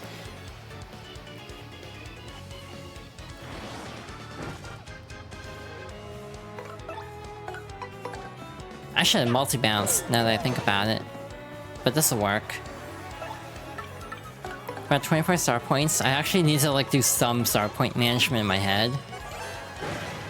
It's like how everyone experiences gender, you could say, is very different. Everyone's gender is personalized, as you say. Yeah, singing is a problem for me. I don't think I could sing very femme. I don't even think I talk very femme, to be honest.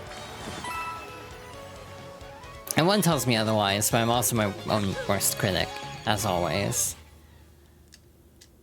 Again, I've never done any kind of voice training, to which people usually say, well, if you do voice training, you will end up in a very good place, because your voice is very nice as is, and it's like, oh, that's sweet. But also, it's harder for me to see internally than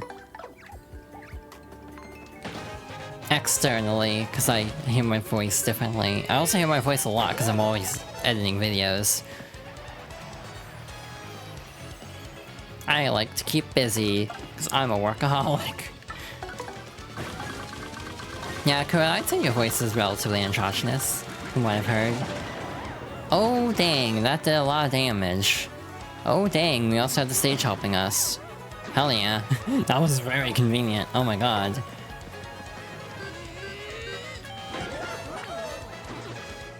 People always say I look really pretty too, but like, I look in the mirror and sometimes the dysphoria hits. And I think your voice is really cute. I'm also not biased at all.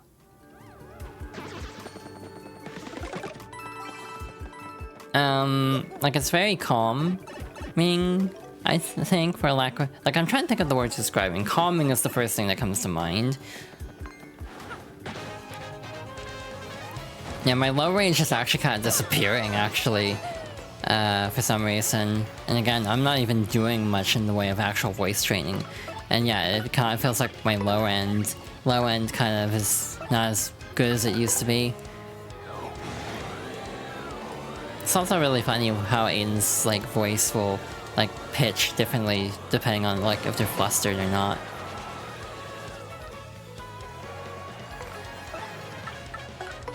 You have lung capacity at least? Hell yeah. Okay. That did not do as much damage as I was hoping it would. We might be in trouble. We should be okay. Question mark.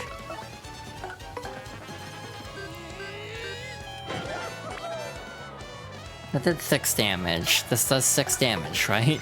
Wait, no, shoot, that did 7 damage. Damn.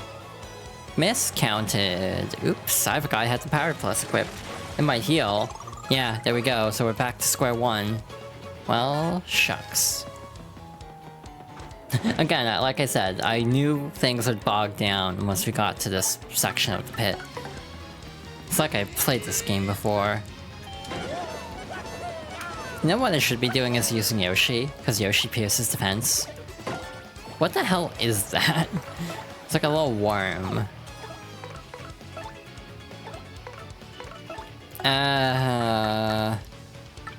See, my main thing is I don't want to leave this thing alive longer than I have to, because it can really deal damage quickly. So again, I'm sacrificing FP and hoping for the best, either for a level up, which is like swiftly approaching, thank god. Probably next fight we'll get a level up. I might burn through an art attack, just to have a little bit of breathing room. It's been raining. Oh, I could go for some rain. It actually rained a little bit here, but it just made everything really, like, swampy feeling. Damn, we are flying. We're on floor 80. You got a bump attack badge. Enables you to defeat weak foes by bumping into them on the field. Does this cost BP? It definitely does, so, it's not as convenient as first strike in that way. Overcast, but short-lived, yeah. Hey, Espana. Look, something actually manageable for once. I say as I immediately botch a first strike. Cool. Again, we're so close to a level up, I'm just gonna burn through some star points. Yeah, I'm really not entirely sure what the play is in terms of the rest of the stream after the Pit 100 Trials. To be fair, it could just take the full 3 hours at this rate, because we still have 20 more floors to go, and again, our pace has slowed down significantly. So, at the pace we're going, it might just be the rest of the stream. We might not be able to actually start Chapter 7 until next time, but that's fine. Just kind of like, oh. I also don't know where there are save blocks in Chapter 7. That's another problem, like... Is there a save block at the start? 'Cause, like, can I at least go to the field section? Also, again, if I can just first strike everything and just immediately skip the battle, because we've tattled everything, that would also speed things up considerably. Chapter 7 and 8, if I just use first strikes and can actually one-shot enemies on the field, these chapters will be very short. I do not like this. What are you accompanied by? Nothing? Okay, cool. Oh, there's a god. I always say things like that when I'm not even that, like... I don't really feel that religious. This is a dark vessel. It's an ancient creature made of rock. Max HP is 8, attack is 4, and defense is 4. You can't jump on it because of its spikes, and you can't approach it you can't jump on it because of its spikes, and you can't approach due to its spears. And its defense is high. You better take it out with a special move, for special moves or items. Question. Does this work? Neat.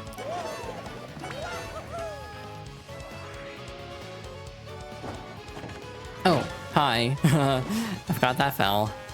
Does? Okay, luck is on my side at the moment. Question. Does this work? Oh, that does get rid of their defense too. Oh, well, they're actually really easy.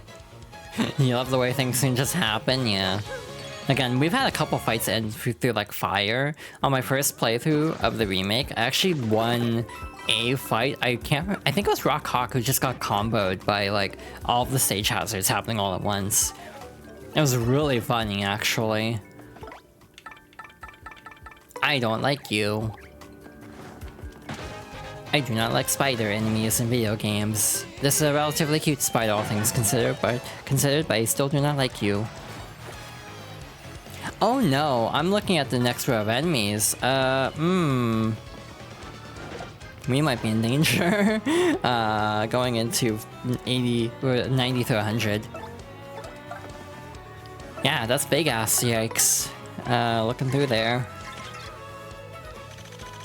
Anyway, that's an tarantula. It's a spider-like creature that lives deep underground. Max HP is 16, attack is 7, and defense is 0. Yeah, it's pretty tough. It'll spit web wads at you. Sometimes it even attacks several times in a row. That coloring freaks me out. I'm kind of scared of spiders, so let's do this quickly. Me too, girly pop.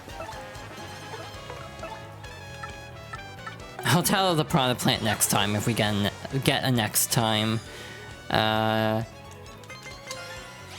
We have the SP right now, might as well use it. Maybe XY, that's easy. XXPXX, cool. Game's being nice.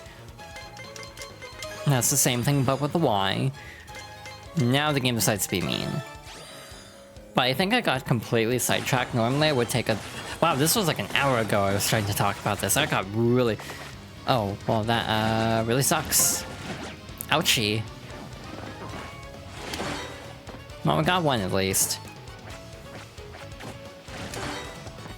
Well, we can tile this again. Neat. But yeah, normally I would have done the 1,000 Door stream spread out, but this week I want to do something special on Friday. That's a piranha plant, in fact. I think this is the strongest type of them all. Max HP is 15, attack is 9, defense is 0. Its attack power is absurdly high. It may look like a normal piranha plant, but don't be fooled. It's super tough. If we get beaten by a flower, we'll never hear the end of it, you know?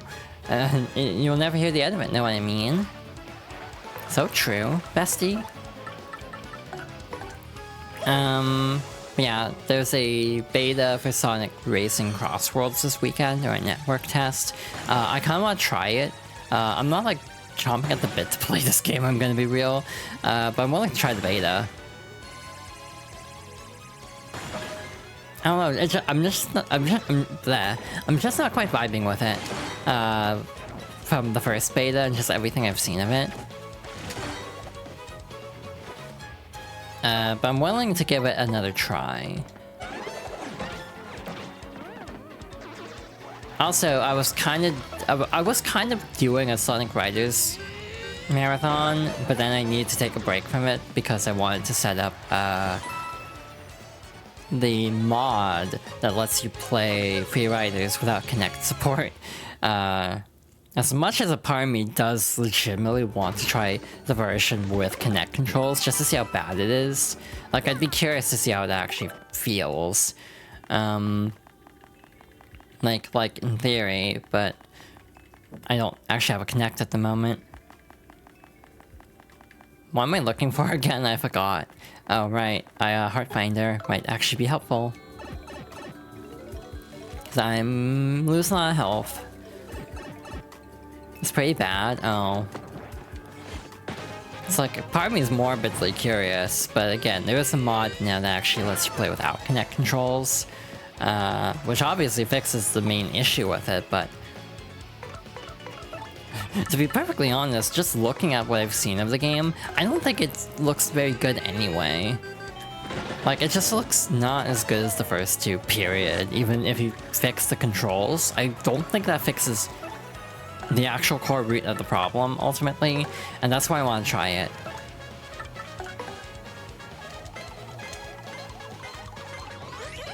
Like, it just looks kind of bland story-wise. Like, the cutscenes are all told through, like, still images, basically. Like, similar to Team Sonic Racing. You're back from making dinner? Aw, welcome back. Thank you for the hydration check. I'll get on that very quickly.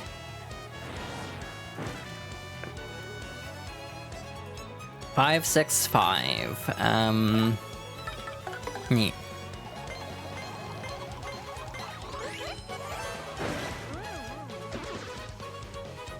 See, the letters being like A, B, A, or it was like A, B, A, B. It just made me think of the the meme from the Until Dawn real-time fan dub that's been going around.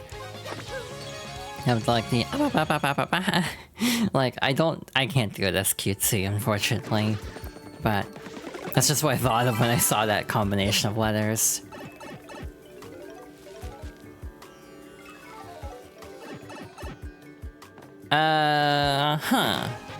Gotcha. Spanias only.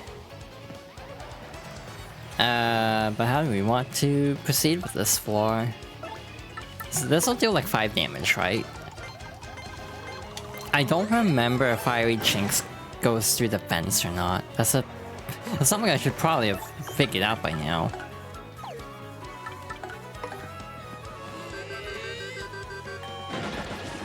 Nice, nice. Vivian in front means she'll get kinda beat up here, but it's fine. Unless... Never mind.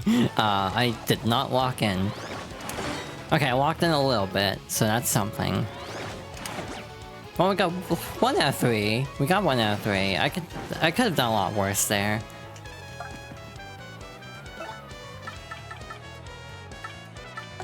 Yeah, no chances on this. If I was feeling like a gambler, something I could have done was deliberately only hit 1 and then try the roulette to heal. The problem is I'm bad at the roulette, so also we gotta level up, so it's a moot point anyway. We're getting so many level ups all in a row. We just did HP, so FP is next. Again, I'm tempted to stop leveling up, like doing the rotation, stopping at 50 and just leveling up BP after that. Like 50 HP seems like a decent number to get through everything.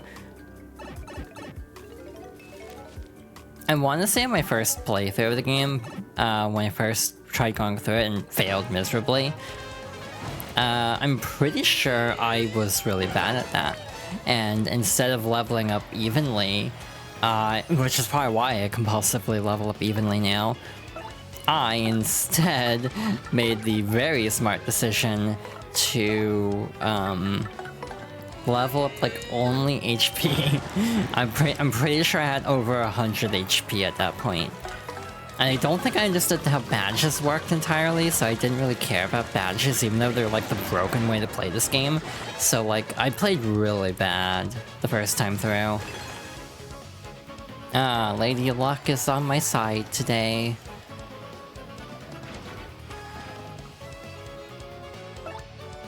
But yeah, maybe next week, like next Wednesday, we could go through Free Riders. Try to give it a shot. I have seen some reports of like the mod that takes out Kinect controls can actually like cause the game to soft lock at a point, so we might not finish it, but I would be interested in trying it at the very least.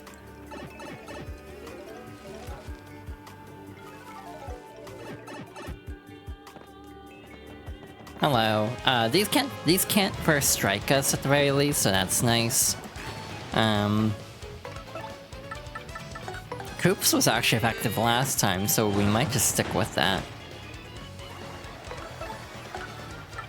And the only partner we're really not seeing here is Miss Mouse, just because her attack potential isn't great at level 1 instead of 2. Or rank 1. So based on the Mario Wiki, these show up on floor 87, so we're almost to the 90s, as is. Again, we're getting through this pretty quick. Quicker than I thought for these final floors. Again, we might be able to get a little ways into Chapter 7, which would be nice, but if not, oh well. Again, what the hell do I want to do against you?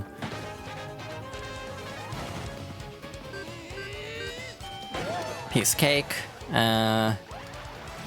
Again, when enemies have like 15 to 20 HP and deal a lot of damage per turn, I at least like to try a Gale Force or something that'll get them out of the fight like ASAP, just to see if I can BS my way through. The game is not letting me BS my way through today. It is sick of my shit apparently.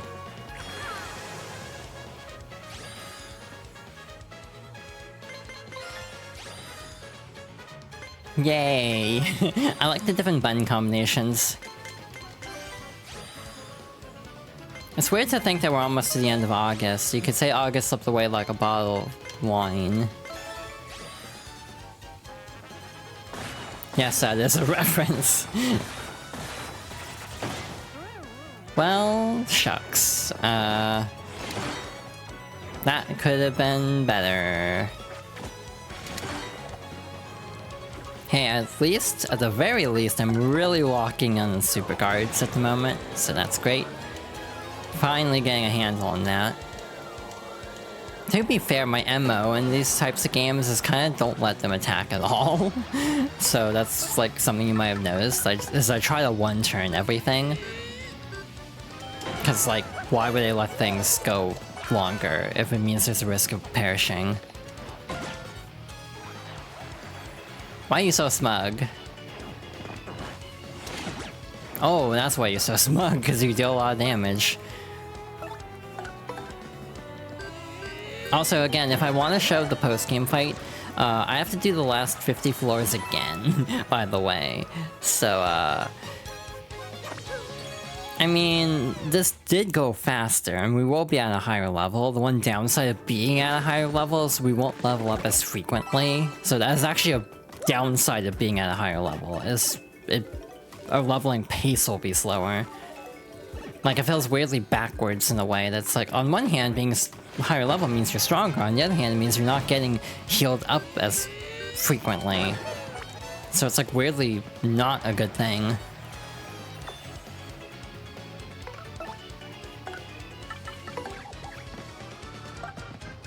We only have a little bit before the ad break, but we're almost to floor 90, so I'm trying to, like, marathon through.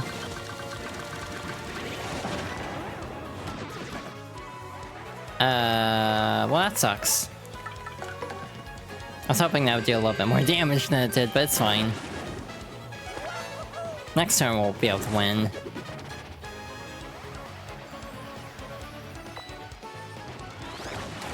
Ow. Well, okay, we got that one at least. And we missed that one, cool. Actually, the ads are starting, so we will stop there for now. That was almost perfect timing for the ending of that song, but it's fine. Hopefully the last ad break. I don't think I can go 4 hours today for my health. Hi, Aiden. Thank you for the hug. That's such a cute hug emote. Again, I want to commission the artist for that. Who, if I'm not mistaken, was Cleon Skylest, but I don't think they are doing anything like commissions at the moment, so I'm just gonna wait it out. Again, a lot of the reason why I want to like raise money is to improve streams with like better emotes and stuff. Like the head pad I have, which is just a gif of my model, I kind of want to have a proper like drawn head pad that's a lot, you know, fancier. And also not animated, potentially. Maybe an animated and a not animated version.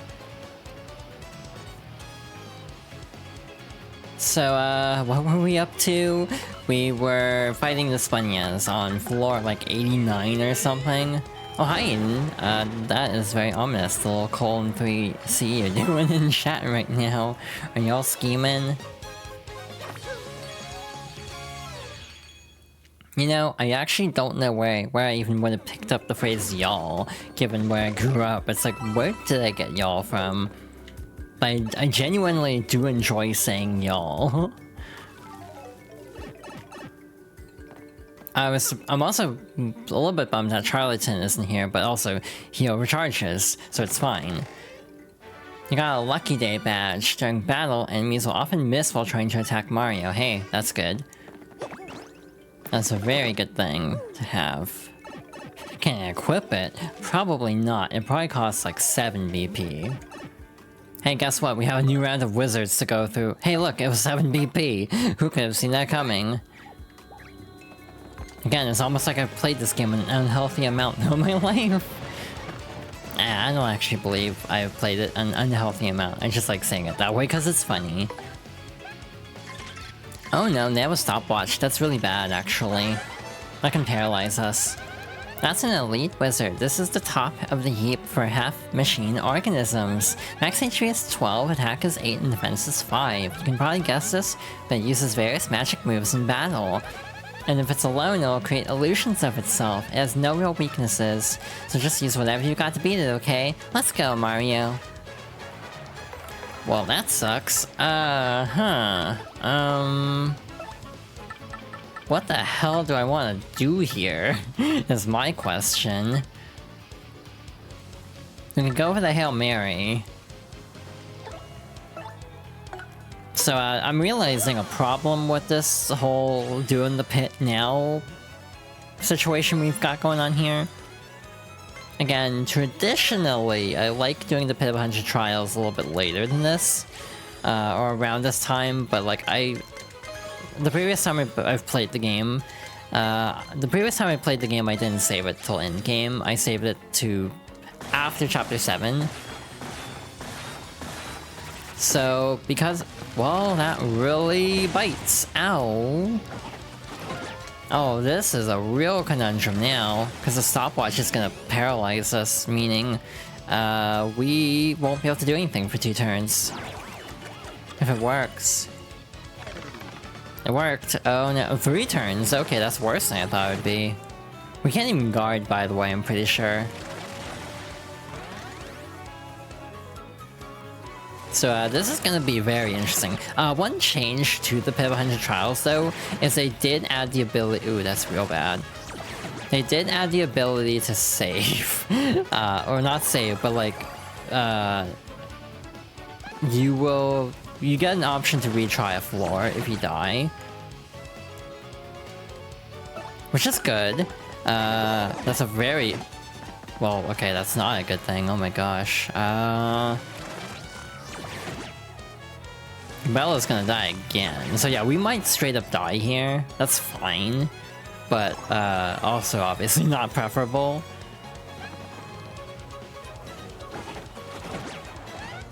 Wow. Yeah, no, we just got kind of curb stomped here. Holy cow.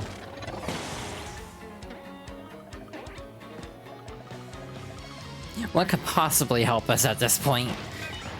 Wow, thanks. That really was a big help. Straight up, I think I'm gonna take the L. Like, genuinely. I think it'd be better to take the L on this one.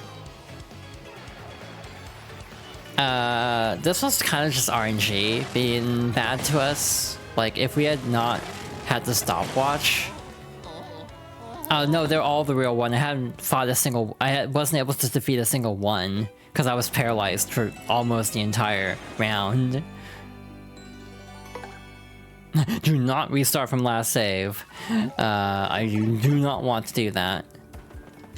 Yeah, they weren't the clones. We hadn't even gotten to that point yet. Oh, well, I can't believe I'm saying this, but oh, thank God they have an Ultra Shroom instead of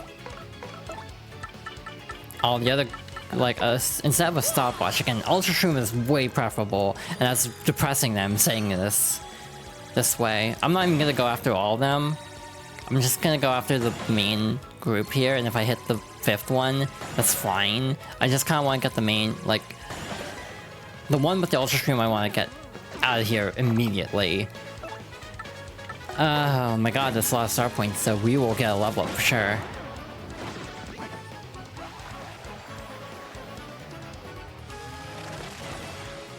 Now we have the clones. I have an idea for this, but first we will do this again, because again, compulsive, need to have everything completed. So I want to have the catalog filled out.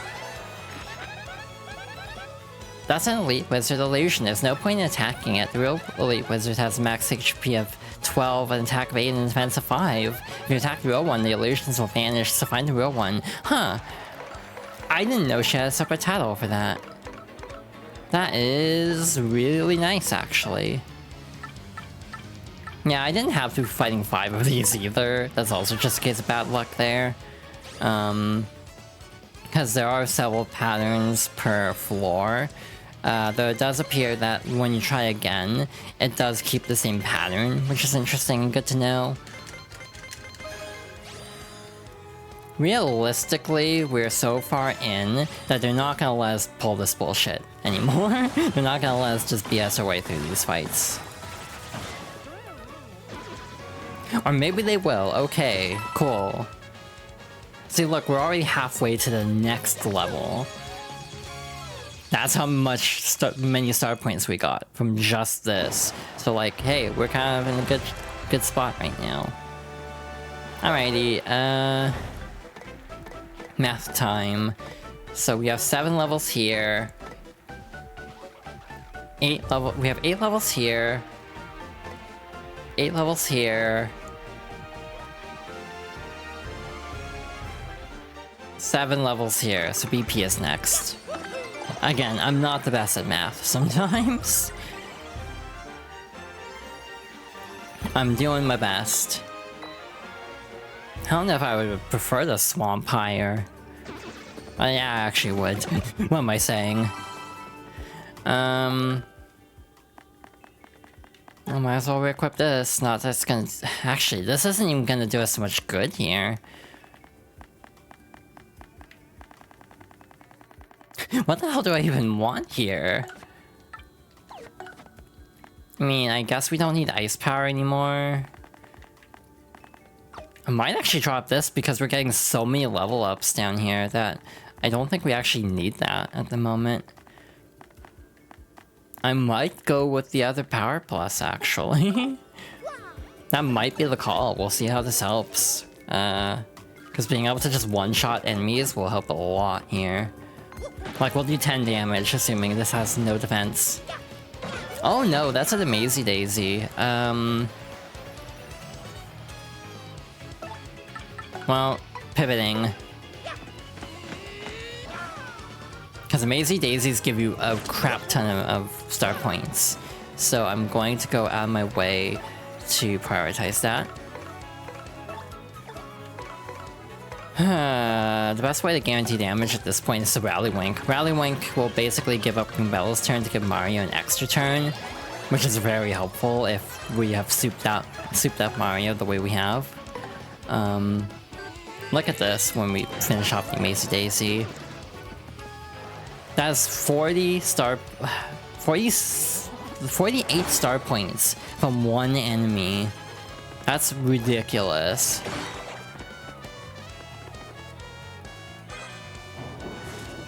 So yeah, I made the correct call for going for just making Mario as strong as possible.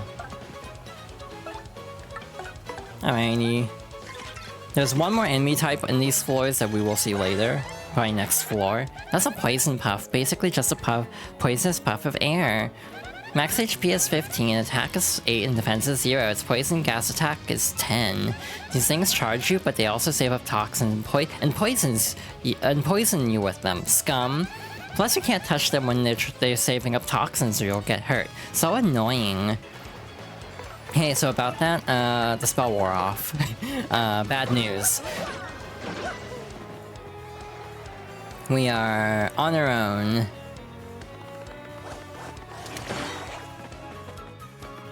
I mean... Ow. Yeah, it happened a couple floors ago. Anyway, the Swampire, it looks like. That's a Swampire. It's a feared health sucker that hides in the darkness. Max HP is 20, attack is 6, and defense is 0. It sucks health from its prey to add to its own health HP.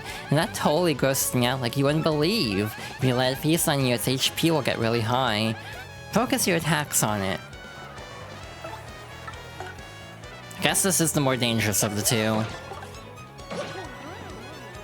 13 damage. Jesus Christ, that's getting full.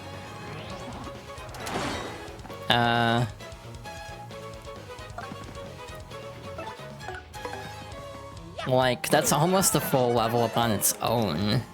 That's 70 star points. You can't go beyond 70, I'm pretty, like 100 by the way. I think you literally are not allowed past 99.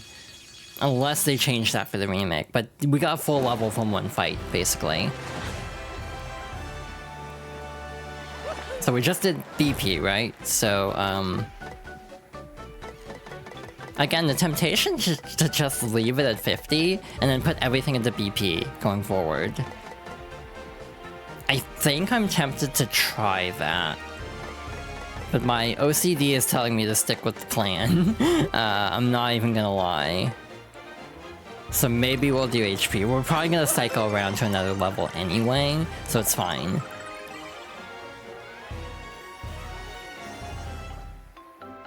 Dang, we're going to be very broken for the rest of this playthrough. We barely will have to fight anything in, like, post-game area, or, like, the next chapter, because we'll be able to one-shot everything on the field. That's how OP we are getting at the moment, straight up. Also, hi, Dwangai, welcome on in. Jesus Christ, another Amazing Daisy? What the hell is this randomization? But we also have a Bobolk. So I'm like, what the hell do we do here? What's the play here? Okay, game, please. Oh no, that's bad.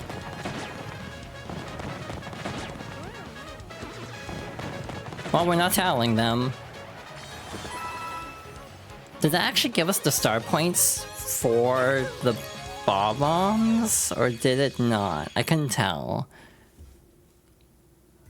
It didn't? Oh. Unless the note was for something else. Yeah, there's one more spot for them apparently, so we got another chance.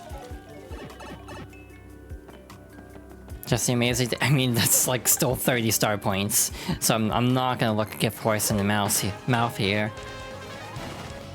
Yeah, like they can basically appear anywhere. Like they're 91, 95, and 99 apparently are the only floors they cannot appear on. They can appear on every other floor here, which is like, that's so broken. Like, oh my god. If you get like perfect RNG to get Amazing Daisies on every floor, you will be leveling up very quickly. By the way, you can fight them in Twilight Trail, but the problem with fighting them in Twilight Trail is you have to like reload the area constantly to try to get them to actually appear. Because it's like a random chance you'll get an Amazing Daisy per spawn. I think running from a fight and then running back in doesn't also reset the RNG either. This is cheaper. I was thinking about Bobbery, but this will be a little bit cheaper. There we go. Voila. Wow, only like 18 star points. That feels like so little compared to the previous. There are configurations that can have 2 Amazing Daisies, so we did not get it that time. That's fine, but we have another chance.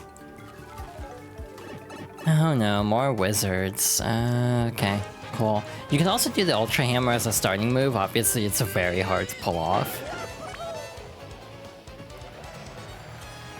Again, if I had the 7th Crystal Star and could use that special move, we would be in a much better spot right now, because then I can one-shot these. It does 15 damage. It's fine, we're good. Again, as far as I know, 1000-Year Door doesn't do anything like Origami King, where it's like if you die, like if you get a game over, you don't get the true ending. True ending T, like quote unquote, because it's just like a toad will be holding a banner saying you didn't die. So like I don't really care about that in Origami King. I'll be real, I do not really care that strongly about like a toad holding a banner being different. I am HO.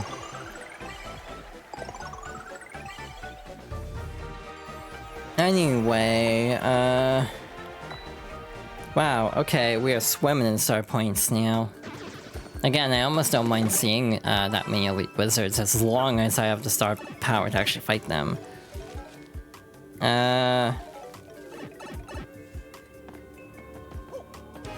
GameCube version losing in the pits, yeah, you have to redo the entire thing. Which, sucks. I don't like that. I don't like that at all. 6 HP, so yeah, that will still not be enough. Okay, we're gonna be a little extra here, I think. Again, we just got a level up, what am I worrying about? The timing of that is very strict, I'm discovering.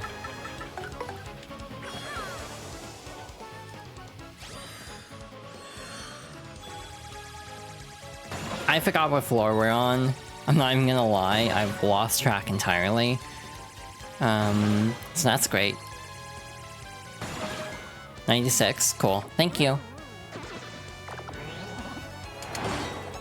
40... yeah, it is going down, you might notice. Every time we get a level up, the amount of star points that enemies give us goes slightly down. Which again, is why it's actually recommended to do this low level, because then you don't actually have to worry as much about, like, healing. Because, like, we've barely, frankly, used any healing items as is. We'll probably end up using the whack-a-bumps on the bottom of the pit fight, just mostly because of running out of FP. Because the way I fight this boss is very expensive.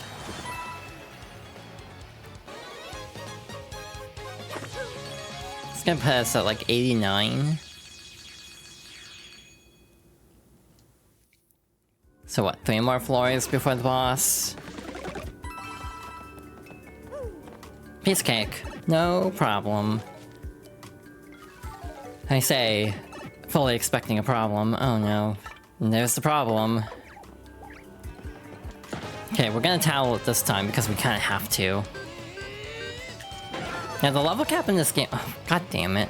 The level cap in this game is stupidly high, to be honest. It's, like 99. The original's level cap is 30, I'm pretty sure. That's a bot bulk. That's easily the biggest bot bomb I've ever seen. Max HP is 10, attack is 4, and defense is 2. It won't attack, but once its fuse is lit, it'll explode after a while. So the problem is how to beat it before it goes off. I mean, its bomb attack has a power of 16. That's no joke. Seriously, watch out for that. Just go all out and beat it. Pull out all the stops. Or you can just set it off early with fire explosions. Your call. Again, this is our last chance to actually run into the Bob Bulks, unfortunately, so that's why I took the tattle there. This is stupid. This isn't going to work, but I'm gonna try it anyway. If we don't get this amazing daisy, like, oh no, we've only fought like 3 in the pit so far. Whatever shall we do? Like, I'll live if I don't get this to work, but it'd be nice to get this to work. Again, I genuinely think there's a possibility that we won't have to fight a single enemy in, well, I'll take that. The Amazing Daisy's gonna run, yeah. That's fine.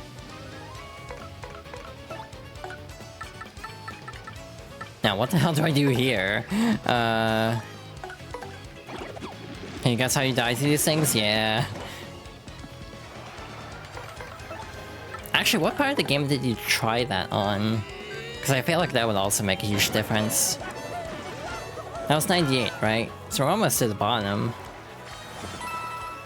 Again, this took about 3 hours. This is gonna take about 3 hours. I was hoping it would be a little bit faster than this, but it's fine. God, I was hoping we could also get an extra level up, but it doesn't look like it's going to line up quite right. Oh, post-game. In that case, yeah, it's still rough even in post-game, and on GameCube then you just got SOL if you die at all, because then you have to redo the entire thing.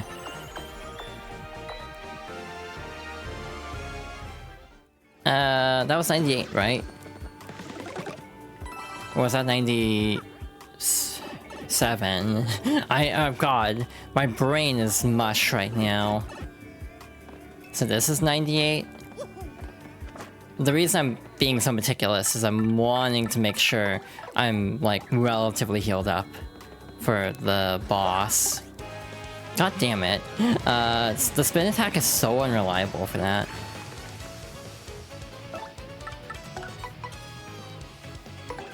So, like, for safety, I'm not going to use star power as, like, frivolously for a little bit.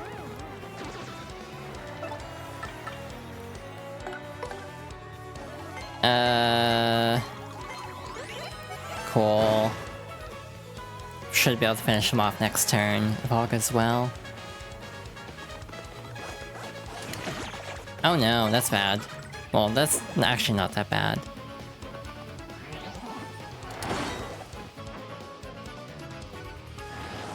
Uh-huh, 19 and 8.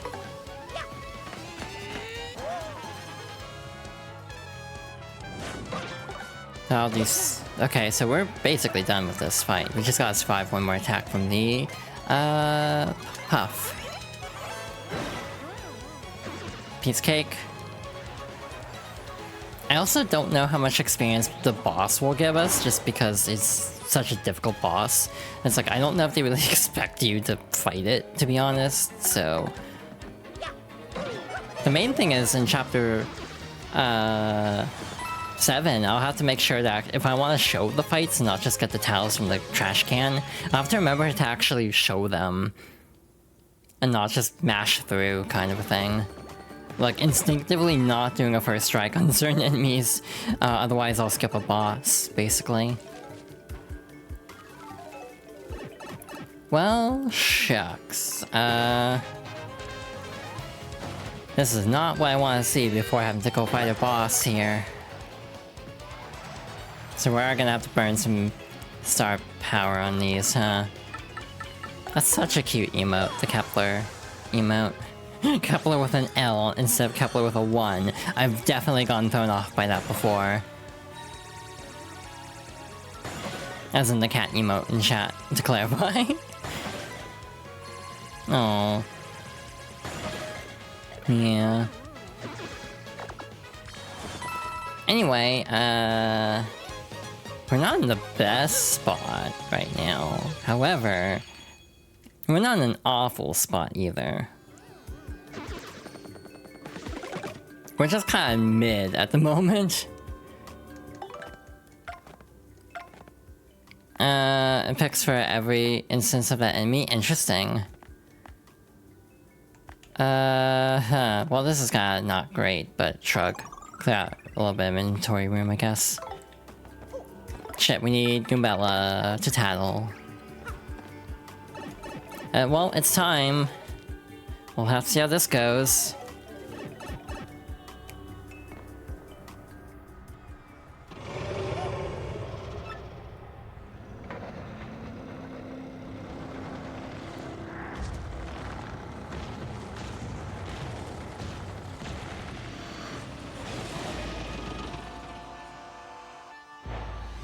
I had the same arrangements for all 4. That makes sense. Hence a lot of Amazing Daisies, which was nice. Wow, what a freak! What the hell, Goombella? Anyway, you're out in front. This time, we're tattling. This is probably a mistake, but whatever. That's Bonetail. She's the older sister of Hooktail. So old she's just bones, in fact. Wow, now that's old. Her body's max HP is 200, her attack is 8, and her defense is 2. She has various breaths that might confuse us or put us to sleep. When her HP gets low, she'll recover or reanimate, as the case may be. She's probably stronger than your basic final boss type. Seriously, let's do this right. Fear. Much fear. We have 2 power pluses, so Mario's obviously going to be our main attacker for this. Like, needless to say, that should be fairly self-explanatory, my thought process behind that. So what I'm gonna do is power lift a lot, I think. I don't know if she's actually weak to fire, because Goombella didn't say anything. Normally Goombella does. This is one area where the 30 FPS cap actually does make it significantly harder, in my opinion. Like, this is really hard to not screw up IMO on the Switch version, specifically. Like, it feels a little sticky. A lot of the menus feel a little sticky in this game. It's not too big of a deal usually, but it does stand out from time to time. We're also very low on SP after the last fight, which I'm not happy about. So our ability to power lift is going to be a little limited.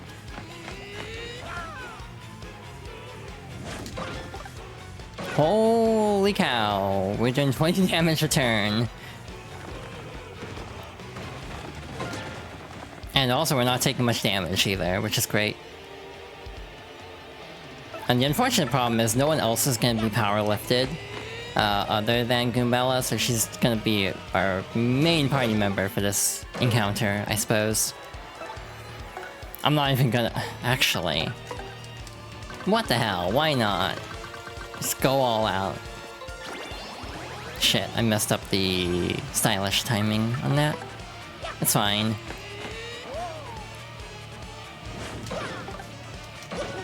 One thing... Jesus, we're almost halfway done already. Okay. I'm pretty sure that, like, the effect of trying to freeze Intel could actually crash the game out on launch.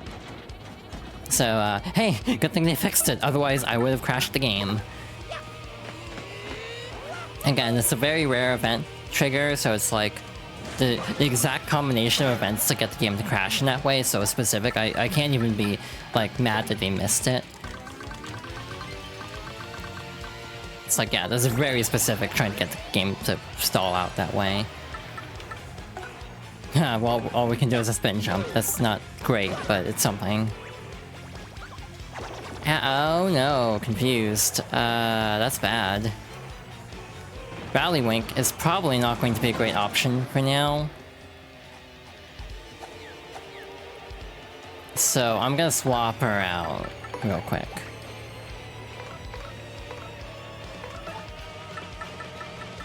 This is a great time for a whack-a-bump, I think.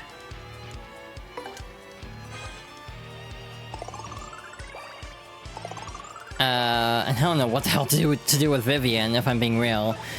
She's just kinda here. But yeah, you actually have to get all the whack-a-bumps to unlock a post-game fight. It's really oddly specific. But yeah, Goombella being confused is definitely going to throw a wrinkle in my strategy here. So I'm not really thrilled about that. It's not going to make it harder, per se, but we are going to have to take this fight a little bit slower than I normally would like. I'm also prioritizing attack for obvious reasons. I'm very much a believer of, you know, if you take them out fast enough, then you don't really need a lot of defense. Damn. I like how he said that and he also only got 3 attack and 4 defense. Actually, now that he's on fire, Bobbery might be a good option here. He's got the biggest health pool, so we'll be able to tank some extra hits. Shit, I should have swapped him out first and then power lifted. That's on me. I should switch back to Vivian. Her breath attacks have different status effects, so that's sucky. So I want to make sure to guard them as much as possible. And we also have to rebuild our star power. Again, this is why I like having a lot of star power going into this fight. God damn it, that sucks, actually. That's very bad. Like, really bad, actually. Wow, guess who's just completely falling apart in this fight?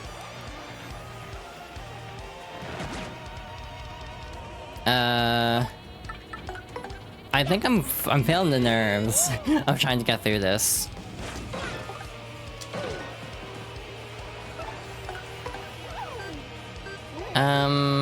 Shit. I hit Xbox X, not Nintendo X.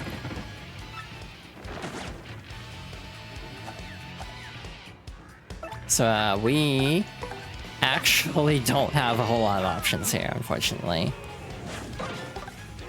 So we're just gonna chip her out the old-fashioned way, I suppose. There we go, finally. Could have used that when I had the attack buff, but oh well. Eesh, that hurts. I might toss another whack-a-bump, actually.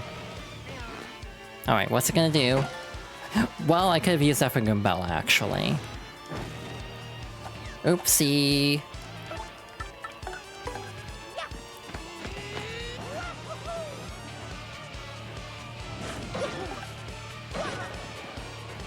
So the thing is, the problem we're gonna run into is she can heal. So, if... Fingers crossed. Let's see what she does first. I'm not gonna speak until she does something.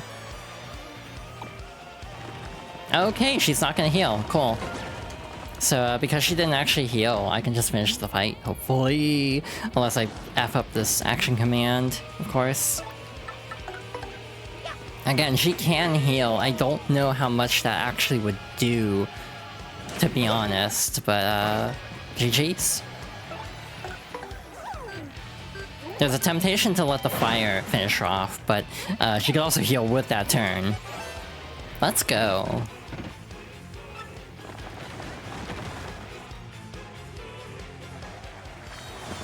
$999 coins and 1 star point. Because this is like the final boss, ostensibly. So it's like, why do they need to give you a lot of star points? You don't need them. You fought the hardest thing in the game. TM, or like asterisk, the hardest thing in the original version of the game. There's a harder thing, technically.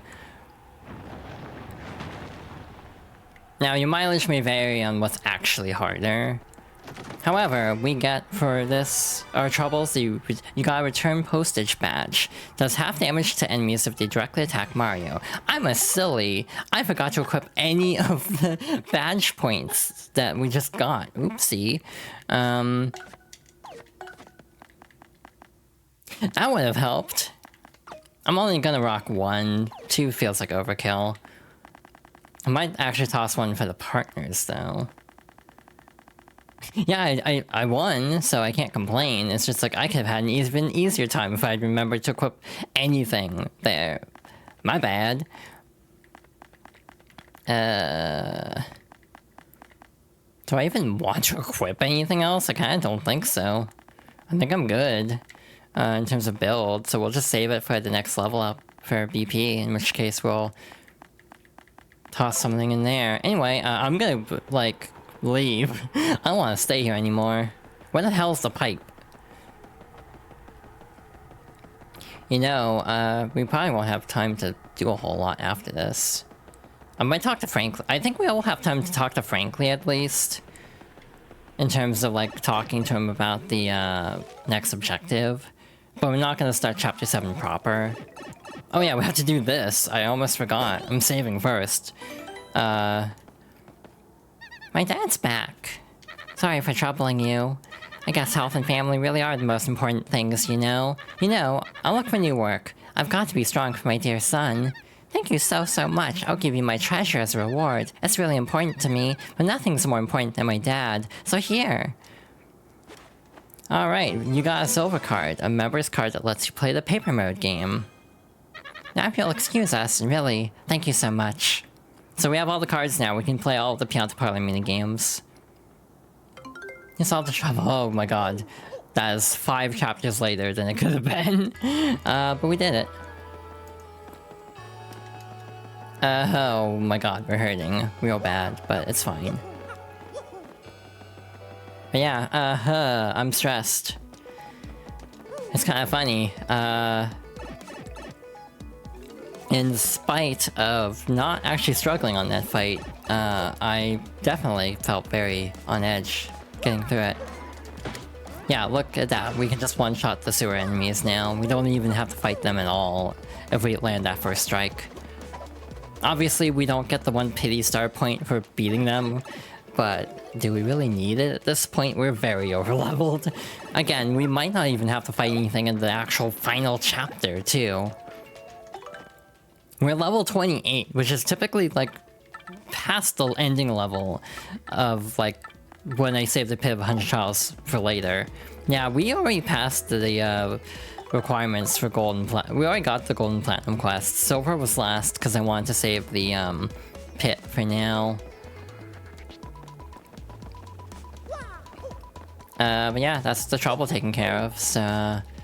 Again, I talked about this last time, but there are 2 items up here, in theory. That are exclusive to the remake.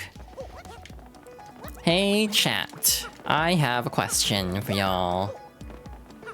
Are we gonna have to actually use Miss Mouse here? Because I don't know where these are. There's something right near us, sweetie.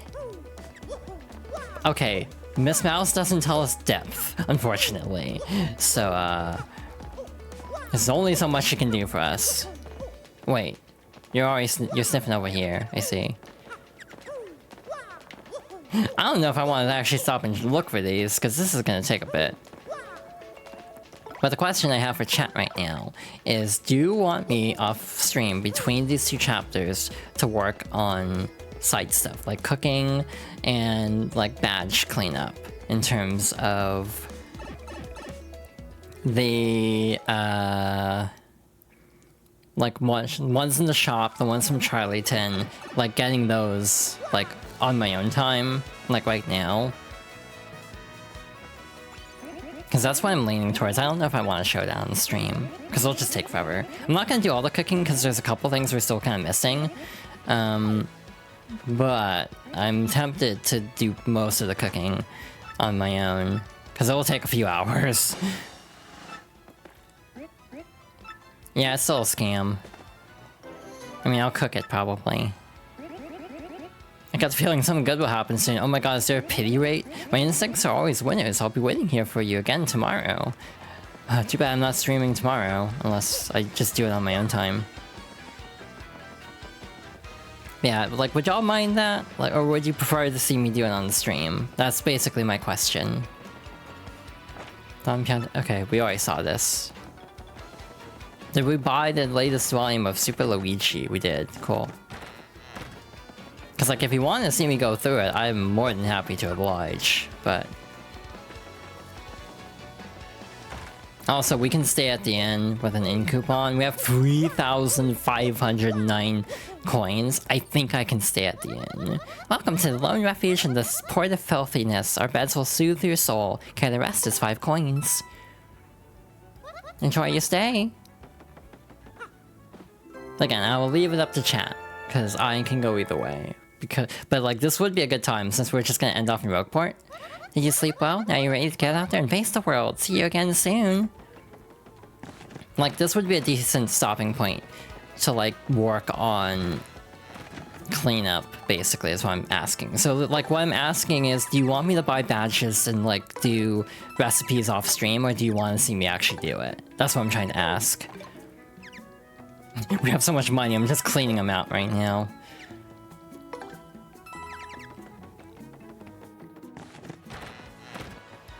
You cool with anything? Oh. Oh, there's Jumpman and Hammerman. Oh, there's also a Wario color badge. They'll like recolor you to be like Wario, but again, I'll buy that on my own time probably.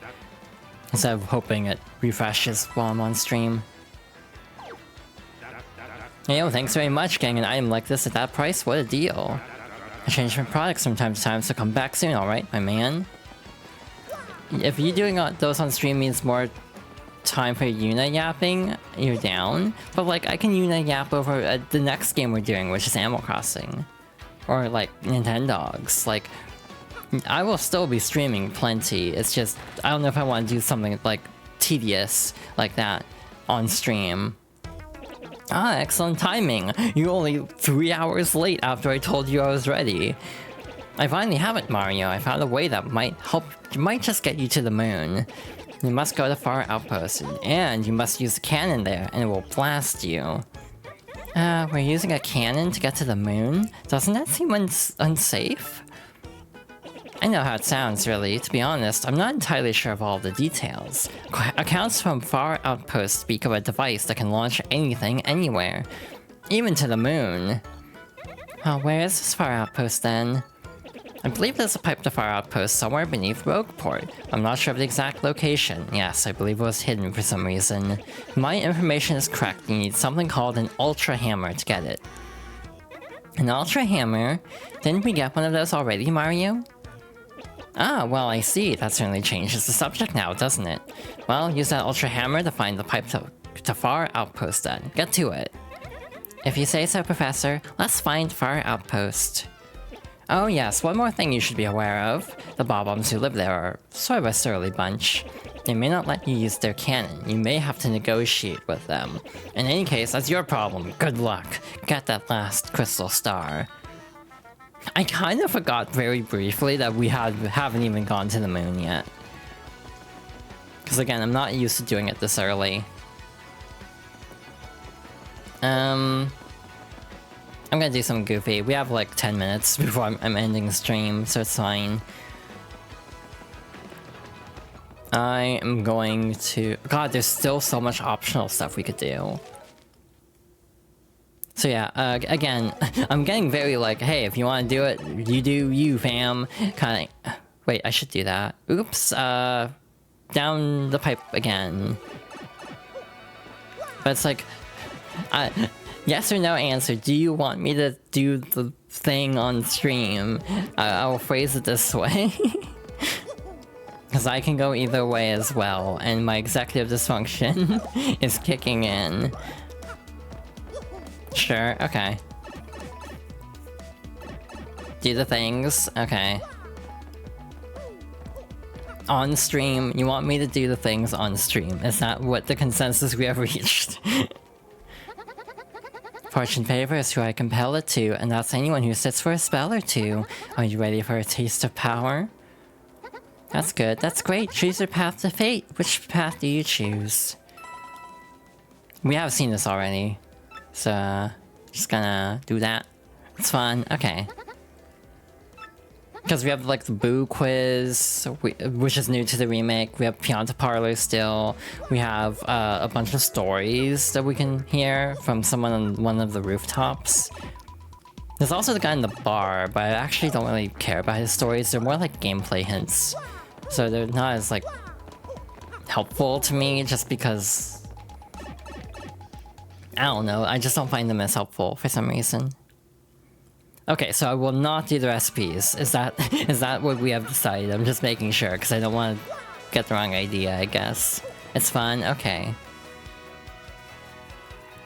So we'll do a bonus stream. This playthrough may take even longer than I originally projected, but that's okay.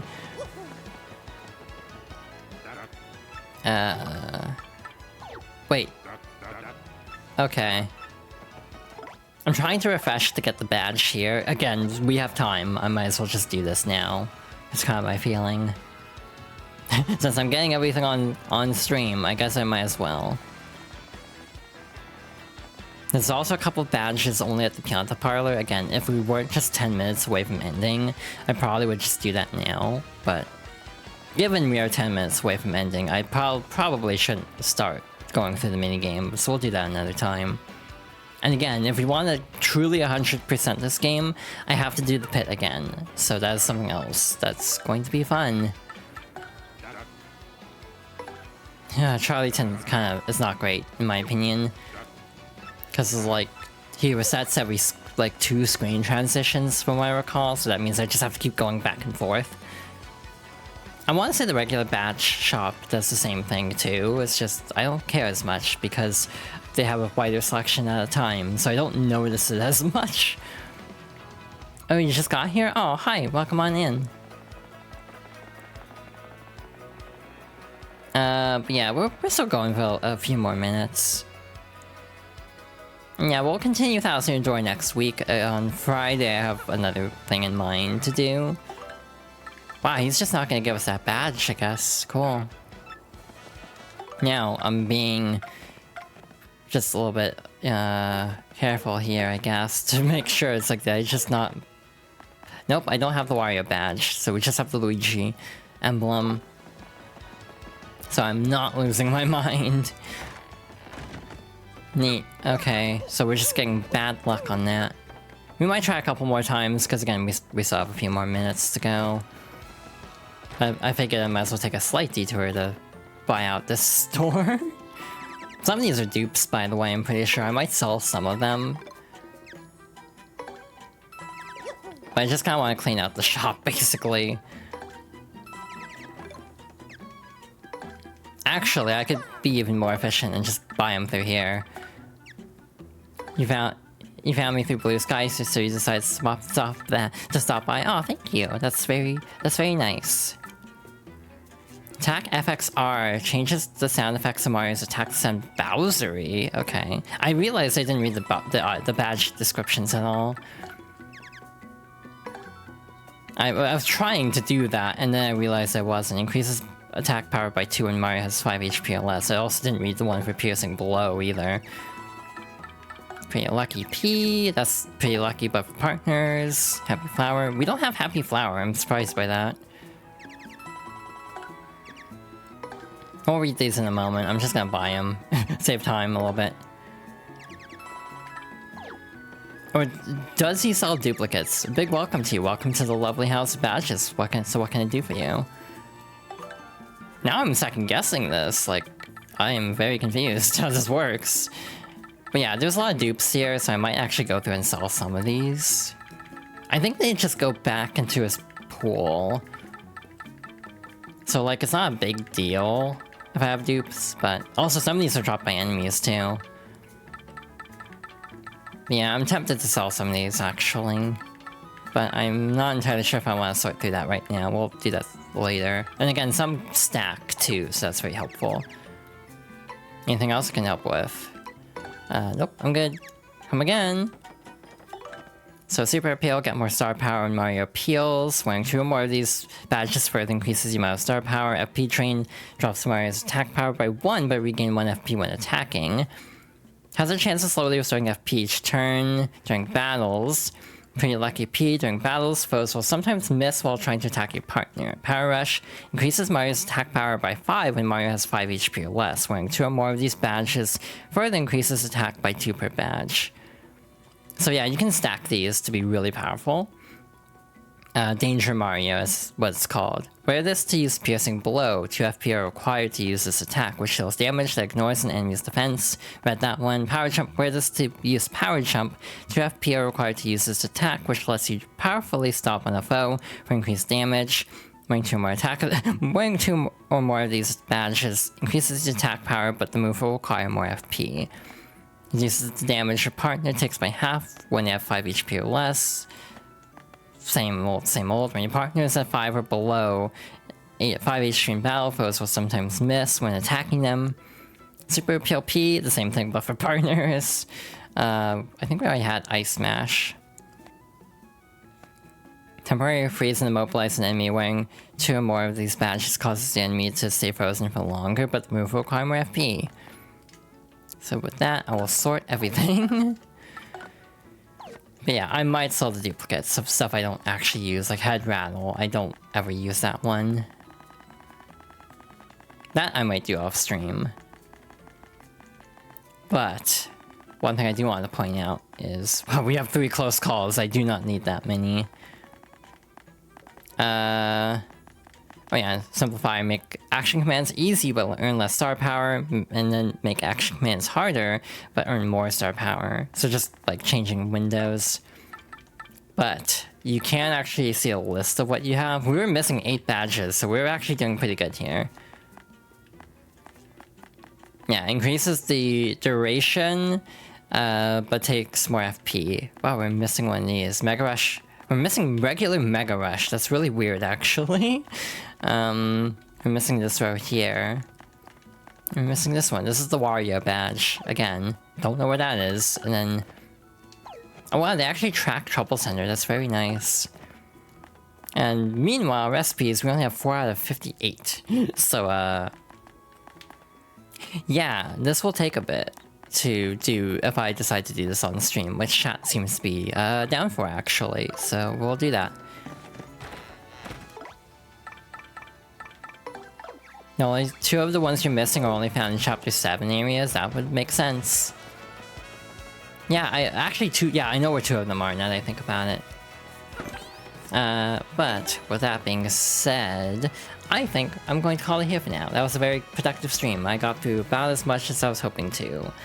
The Pit of 100 Trials mostly, and set up a little bit for Chapter 7. Hopefully next time we can get through all of Chapter 7. Again, if we don't have to fight anything, which is a possibility, the chapter might go really quickly, actually, if I can just first strike everything. Or even use the bump attack badge to just bump into things and immediately win.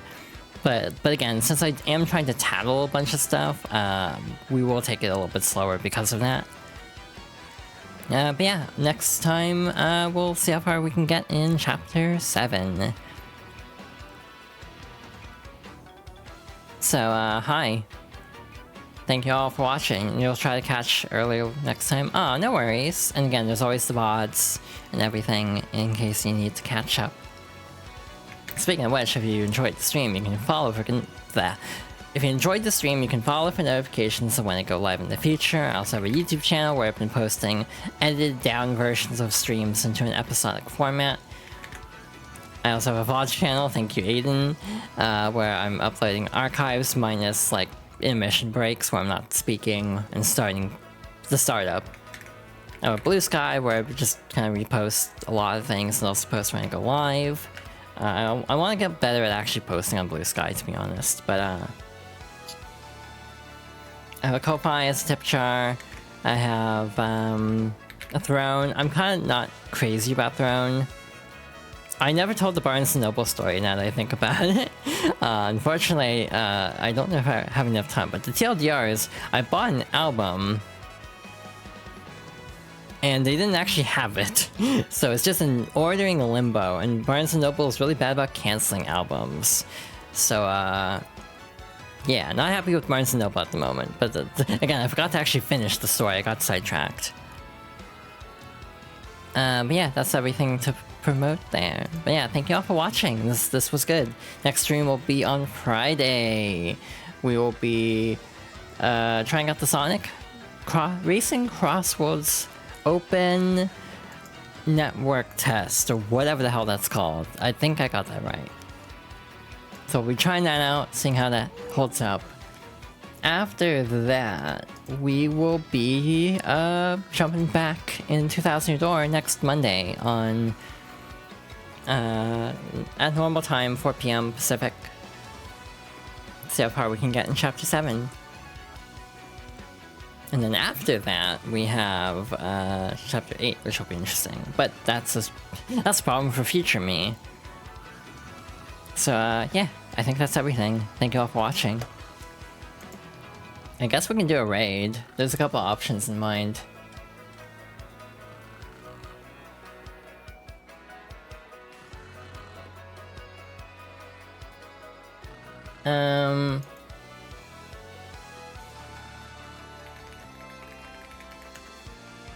Holmes? I'm gonna ask you who you think we should raid, because I have executive dysfunction. I like deferring my decisions to other people. I also, like, what are we raiding with is the other question.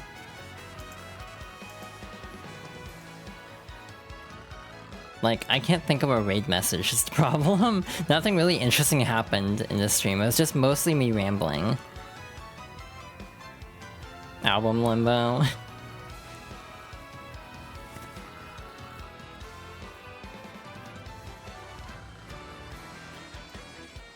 Oh, and the ads are starting, unfortunately. I would normally snooze though, but the stream is literally about to end, so I don't know if it's worth it.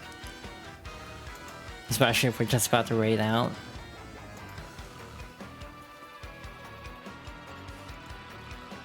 Don't know what raid message. I mean, like, what happened to Pip Hunter Trials?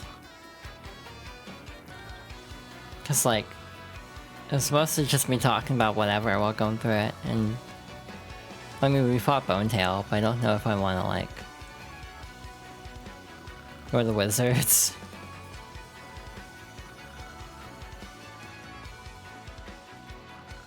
Right.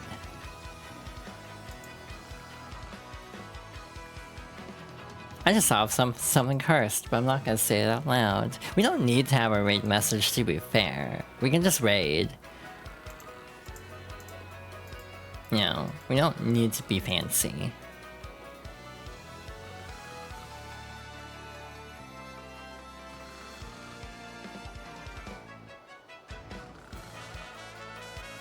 Hey, guess who's a very organized individual who's good at finding things I'm looking for on the internet?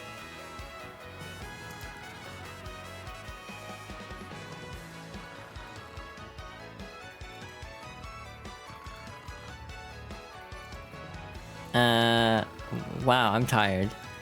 Send the curse to me. I'll send it after stream. Yeah, I don't know what to do for a raid message. We can just not have a raid message, that's fine. Nothing wrong with that. Plus, like, not everyone is like super like knowledgeable raid messages, so like sometimes worry about being too like unhinged. Especially if it's someone I haven't raided before, which in this case it probably would be. This person also doesn't have follower only mode, as I have not actually been able to catch them streaming, and thus I'm not following them. But they're very chill from my interactions with them so far. Hi,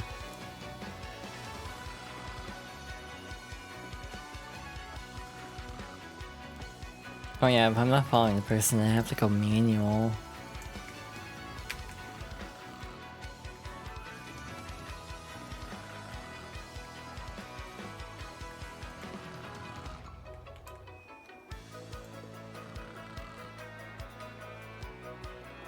Sure.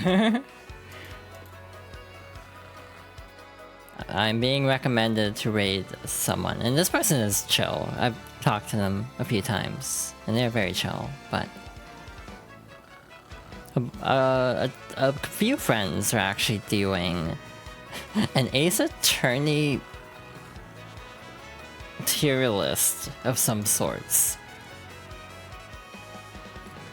It appears to be a Smasher Pass, so I do not know how it's going so far, but we shall raid. Flagra, who again Aiden is recommending. Thank you, thank you. Yeah, no raid message, but yeah. They're very cool. But yeah, thank you all for stopping by. Really appreciate it. Again, next stream will be on Friday, hopefully trying out the Sonic Racing Crossworlds beta. And then we'll be back to this game on Monday. So thank you all for watching. Thank you for stopping by. Hope you all have a good rest of your evening and rest of your day. And I'm going to go rest. So good night, y'all. Take care.